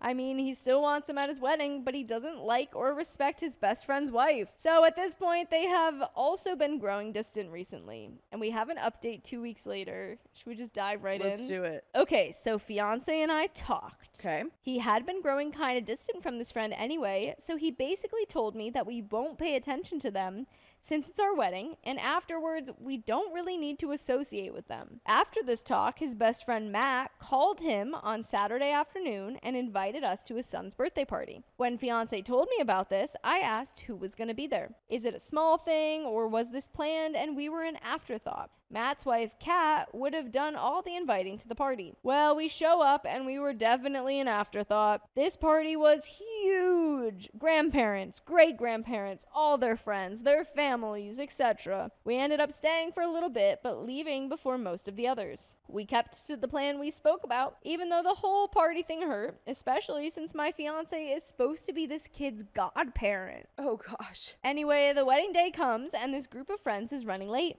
My fiance kept walking away from the officiant when they asked if we were ready to start to buy time for the friends to show up. They were probably 20 minutes late. Whatever, I don't care. I'm as cool as a cucumber and I am just going with the flow of the day. We get through the ceremony without a hitch after they arrive. After the ceremony, we do post pics, family, friends, etc. We get to the girls' pick, and Kat is like, do you want me in this? I'm in a fantastic mood, and I don't really think anything of it. Uh-oh. But I always think everything of you listening to full episodes of stories just like this. To go to Spotify, Apple Podcasts, iHeartRadio, search up OK Storytime. We've got a little bit left. I'm worried with how that was worded and what's going to happen in this picture. Yeah. Right? Like, it sounds like the way she set it up sounds like something's about to happen in this picture or about So the I picture. can confirm that that's the rest. Like, the picture's not talked about again. Oh, okay. So I think it was just like, yeah, you can come in and I'm so happy I'm married. Yeah, okay. Okay. At the reception, though, some of my high school friends tell me Kat's being weird, rude, and whatever. My other friend told me at the end of the night that Kat had announced her pregnancy when I was in the other room. Announcing your pregnancy at a wedding? And that's a get out. Yeah. Oh, yeah. That is a get out. Okay, bye. Go be pregnant. Bye, go be pregnant. Yeah. Go home. Oh, you need to rest because you're making a baby. So sorry. Leave. Yeah. That's so much worse than proposing at someone's wedding, I think. Yeah. All in all, there was no direct drama with me, and the day was everything I could have asked for and more. At this point, we are planning on keeping these friends at arm's length and just living our lives. Some top commenter, in this situation, I think keeping these friends at arm's length should mean not doing anything purposely to engage with them and leave the burden of mending the relationship on them. I agree. If they don't, then you know that they're no longer really friends and you can cut your losses. You all sound really young, so you've probably not yet learned that a lot of friendships you make early in your adulthood don't survive as you all grow, mature, and choose different paths in life. And that is the end of that story. My best friend shamed me in front of everyone at her engagement party. You should be ashamed of yourself. I love how that kind of felt like you were talking to OP. They have enough shame already. Honestly, this happened almost a decade ago. A friend fallout around her wedding festivities. My best friend from high school, we'd known each other since 14 and were inseparable. People would ask us where the other person was. When we ever happened to be alone, we would fall asleep on the phone after school talking to each other. Codependency. Are y'all in love with each other? Maybe y'all were codependent. A Also that. codependent friendship. I think so. Or maybe you guys were just like freaking cutie little pies. Let's find out. Well, by the way, this comes from user airbubble194. And if you want to submit your own stories, go to the r/OK Storytime subreddit. I'm Dakota. I'm Sophia. I'm about to be Keon. And Whoa. we are about to give you good advice, goofily, hopefully. But we don't have all the answers. We only know what we would do, so if you would do something different, let us know in the comments. And OP says, we went to university, and already there she started not being the greatest friend. She would isolate herself with her boyfriend, despite us living together, basically. Well, did you basically live together or did you live together? Because those are two different things. I feel like y'all were codependent, and now she's about to get codependent with her boyfriend, and you're not going to like it. That's my thought. Yeah. People change. It's fine if we're not as tight anymore. But I made an effort. After a couple times, I was fed up and let her know. And things went on fairly civil, no fallout or anything. And then she decided to marry her boyfriend. We have skipped a lot of times. Dang. Or that all Unless we happened in a didn't. very small amount of time. That's quick. We either just skipped over a lot of background or she's not focusing on her studies. I think that might be it. She is busy studying the human body. Oh, she's going to be a doctor. They first threw this huge engagement party. The party was abroad. What was her name? And basically a wedding. And What was her name? and culturally a bit expected. We were probably 24 to 26. Me and our other close high school friend joined her happily for this event. She looked super beautiful. The party was a success, albeit stressful, handling family and everything. And after that, we went on holiday together. Her fiancé, her brother, and the two of us. We're all in a similar age group and we're traveling together. On night one, she said some really terrible things to me and about me, basically slut-shaming me. I was in a committed long-term relationship at the time, albeit extremely sad because it looked like it was going to end. Fun fact, he was also the first man I had ever done the horizontal tango with, so not very much slutiness going on generally. She tried to say it jokingly. Everyone at the table realized the tone was far from joking. What? Are we sure, though? Are you sure? Because you couldn't be that, Yeah. Huh? given what was said. Maybe she's just like super religious and just the fact that OP has slept with anyone is too far for her. I don't know. She's just like at the event, she's like, ha, yeah, isn't it funny how like you're here even though you're just like a dirty little mongrel of a person for having slept with your boyfriend? Yeah. And you guys are going to break up anyway, so it's like you defiled yourself for no reason. You know, Yeah, I think it was that. Pregnant pause. Oh. We're from a rather conservative culture, so I wasn't going to disclose anything from my dating life or defend myself on the matter. It was like cricket level silence, which is, you know, technically crickets are pretty loud. Pretty loud, yeah. Have you ever heard of cricket? Yes. It's a lot of noise. Yeah, I have. Yeah, I bet you have. Oh! Wait, what is that? Wait, what is that noise? I've never heard that noise before. Everyone looking at how I handled it, which was basically to look at her in shock and say nothing really. Just an, okay, noted, or something like that. I'm known to be a very hurt ice queen once someone goes too far. Blah. She's known to do it. Pull a little Elsa. She makes frozen castles. Honestly, there was nothing I could say. I was just so shocked at what came out of her mouth. That she would A, think that, or B, say that in front of people I didn't know super well, like her brother and fiancé. It felt like she just wanted to somehow put me down, and she knew I couldn't say much to that. It was so out of the blue. I was extremely hurt and could not understand why she would do something like that after all the support we gave for the engagement. We didn't speak for the rest of the holiday. I'm also hung up really quickly on like how Tell me, what are you hung up? do you not know her fiance at all? Did she Well, keep I him think from you, or did you keep yourself from them? I think it happened pretty quickly. I think They're they like were in- 26 now. Oh, I don't know. That's interesting. Maybe they were spending all of their time together in college and not really including OP. I just wonder if it was like they spent time together and then OP was like, oh, well, that means I can't. Yeah. Or if it was they spent time together and then they were like, well, we have no room for you. I think it might have been that because I feel like there's a pretty, I mean, like unless OP's just not reading it, right? I think it's pretty clear when like partners don't want you there or are actively excluding you. I don't know. I'm getting the opposite end of that. I'm reading it as like, well, she was mine. She was mine first. And now, like, A little bit of that. she's I mean, spending they all were this pretty time with him. codependent. I can't even see this girl anymore. Yeah. Like, it sickens me to hang out with you and know that you're so close with your boyfriend.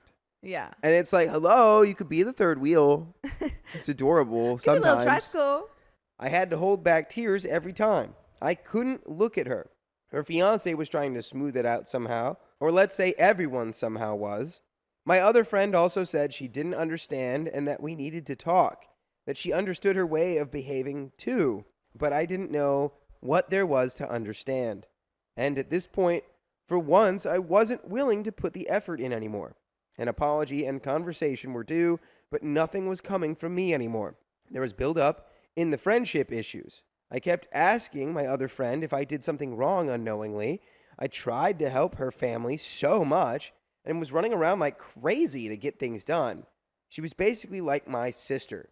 There was a half-bootied comment about how I was maybe trying to put the moves on her brother, which honestly is absurd. Whenever someone would say it out loud, they knew how crazy that was and sounded as a hypothesis. But it was the only one that maybe would prompt such behavior if she was actually thinking that. Her brother is younger, not my type at all, and I consider him extended family. As I said, I was in a very committed relationship at the time. 10 years later, this is still one of the most absurd things I've ever heard. Fast forward, and we go back home and basically stop speaking for good. She was used to me solving problems, but I was done doing that for her. It was so hurtful, and it took me a whole year to get over the fact that a lifelong friendship would just go like that. She knew as well how bad I was doing mentally with my relationship. He had moved abroad, what's her name? First big love, overall sad story. Our friends around tried to salvage it, but I stayed put that I was not the one to solve this. I was clearly attacked and had been the bigger person before, but not anymore. I was open for a call from her always to explain what on earth had happened. That was obviously only the engagement. They married 2 years later, and I was set on not going, however hurtful that was to not see my best friend get married. I thought she's not your best friend anymore. Yeah, but she's still got that history. Whitney Anderson says what I'm thinking, which she says not her type because OP is in love with the friend. That's what I'm thinking. This feels like so codependent that they had this really close relationship to the point where it's like this almost actual like romantic relationship. We're shipping them, huh? A little bit. They're getting a little shipped? bit, but it's so toxic because she goes to college, starts dating this other guy. OP's jealous. She's like, I don't have this person anymore. I don't know why I have these angry feelings.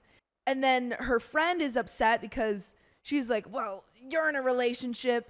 This is total conjecture. I am building a storyline. Yeah, you're in a relationship, so I'm gonna like put you down because I'm jealous of your relationship. And then OP's like, whoa, I've just been attacked and you're getting into the relationship so fast. That's what I'm thinking. It all blew up in their faces. I think that makes more sense than all of this happening over like one out-of-pocket thing that was said. Yeah, I think it's like this culmination of their jealousy about their relationships. Regardless of whether it's romantic or not, I think they're both equally like jealous of these relationships taking them away from each other. Mm-hmm. And so they're lashing out. So OP's like, I'm not going to the wedding, even though it's going to hurt not to see my best friend get married. How could I go if she somehow thought I'd hit on family or say things like that about me? I didn't hear from her, even though multiple friends reached out to her, telling her how bad it was to let our friendship wither away like this. 1.5 years later, she sent me a long text message on my birthday saying how she Didn't know how things have gone so far and that we didn't speak, blah, blah, blah, blah, blah, blah, blah. I was surprised. For a year I'd been waiting for this, but I had cried every tear I had in me already and read the text. I was obviously open to have the conversation with her, but trust was broken beyond repair if I didn't get any insight or closure. Stop it! You going radio silent also for this long while having all these mixed feelings and wanting all of these things to be said means this is also your fault. Well, yeah, because OP's like, oh, well, I'm not going to say anything because I always fix it. And it's like, if you have all of these emotions and stuff, yeah, it sucks that she's not trying to build that bridge. But if you have all this unresolved anger and frustration and stuff, I think just say it. And then after you say it, then you can decide, you know, this isn't a relationship or a friendship that I can continue. Yeah. 100%. But if you just, like, don't let it fester. You're just having like shower conversations for years. Yeah. Just have real conversations with people. Mm-hmm.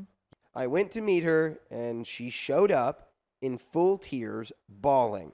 I was honestly worried if everything was all right. I've had many tragedies happen in my life, and I immediately asked if everyone was healthy and alive, which they were. We had the conversation, and she said she didn't know what happened or why she said those things. No, she would never think I would put the moves on her brother. She basically just didn't give me an answer, no insight, no logic, no emotional buildup. You know, those circumstances where you might say not so nice things you don't mean, that somehow you can give a pass. I asked her why now, that this was so hurtful, and that I expected at least some answer on what was going on, and I just got nothing. Well, OP, you certainly waited a long time.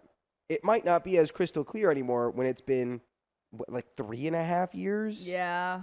Because at that point, she might not even really understand why she's still upset. She's like, I don't even remember, honestly. Just the fact that she could go so long without clearing the issue said a lot about where we stood. But you can say that about you as well. Yeah. Then she basically went on about how alone she felt and how she realized she had no friends outside of her fiancé, and that relationship was going badly because of her upcoming wedding and mother-in-law drama, and boom, she was calling me because of her, not because of me. I was automatically taken aback. I just feel like you didn't want this to get better. Yeah. She said she couldn't imagine not having me there, etc., and I said I didn't feel comfortable even thinking of going if any rumors about my integrity would be on the table. She had known me for so long, and she knew that was something I would never compromise. I would never feel comfortable being around her family and fiancé if she thought I was that type of person, and she assured me that wasn't the case, blah, blah, blah, blah, blah. We had a long history, so I wasn't throwing it out immediately. You already did. Yeah. You already did do that. I went to the wedding and did feel uncomfortable.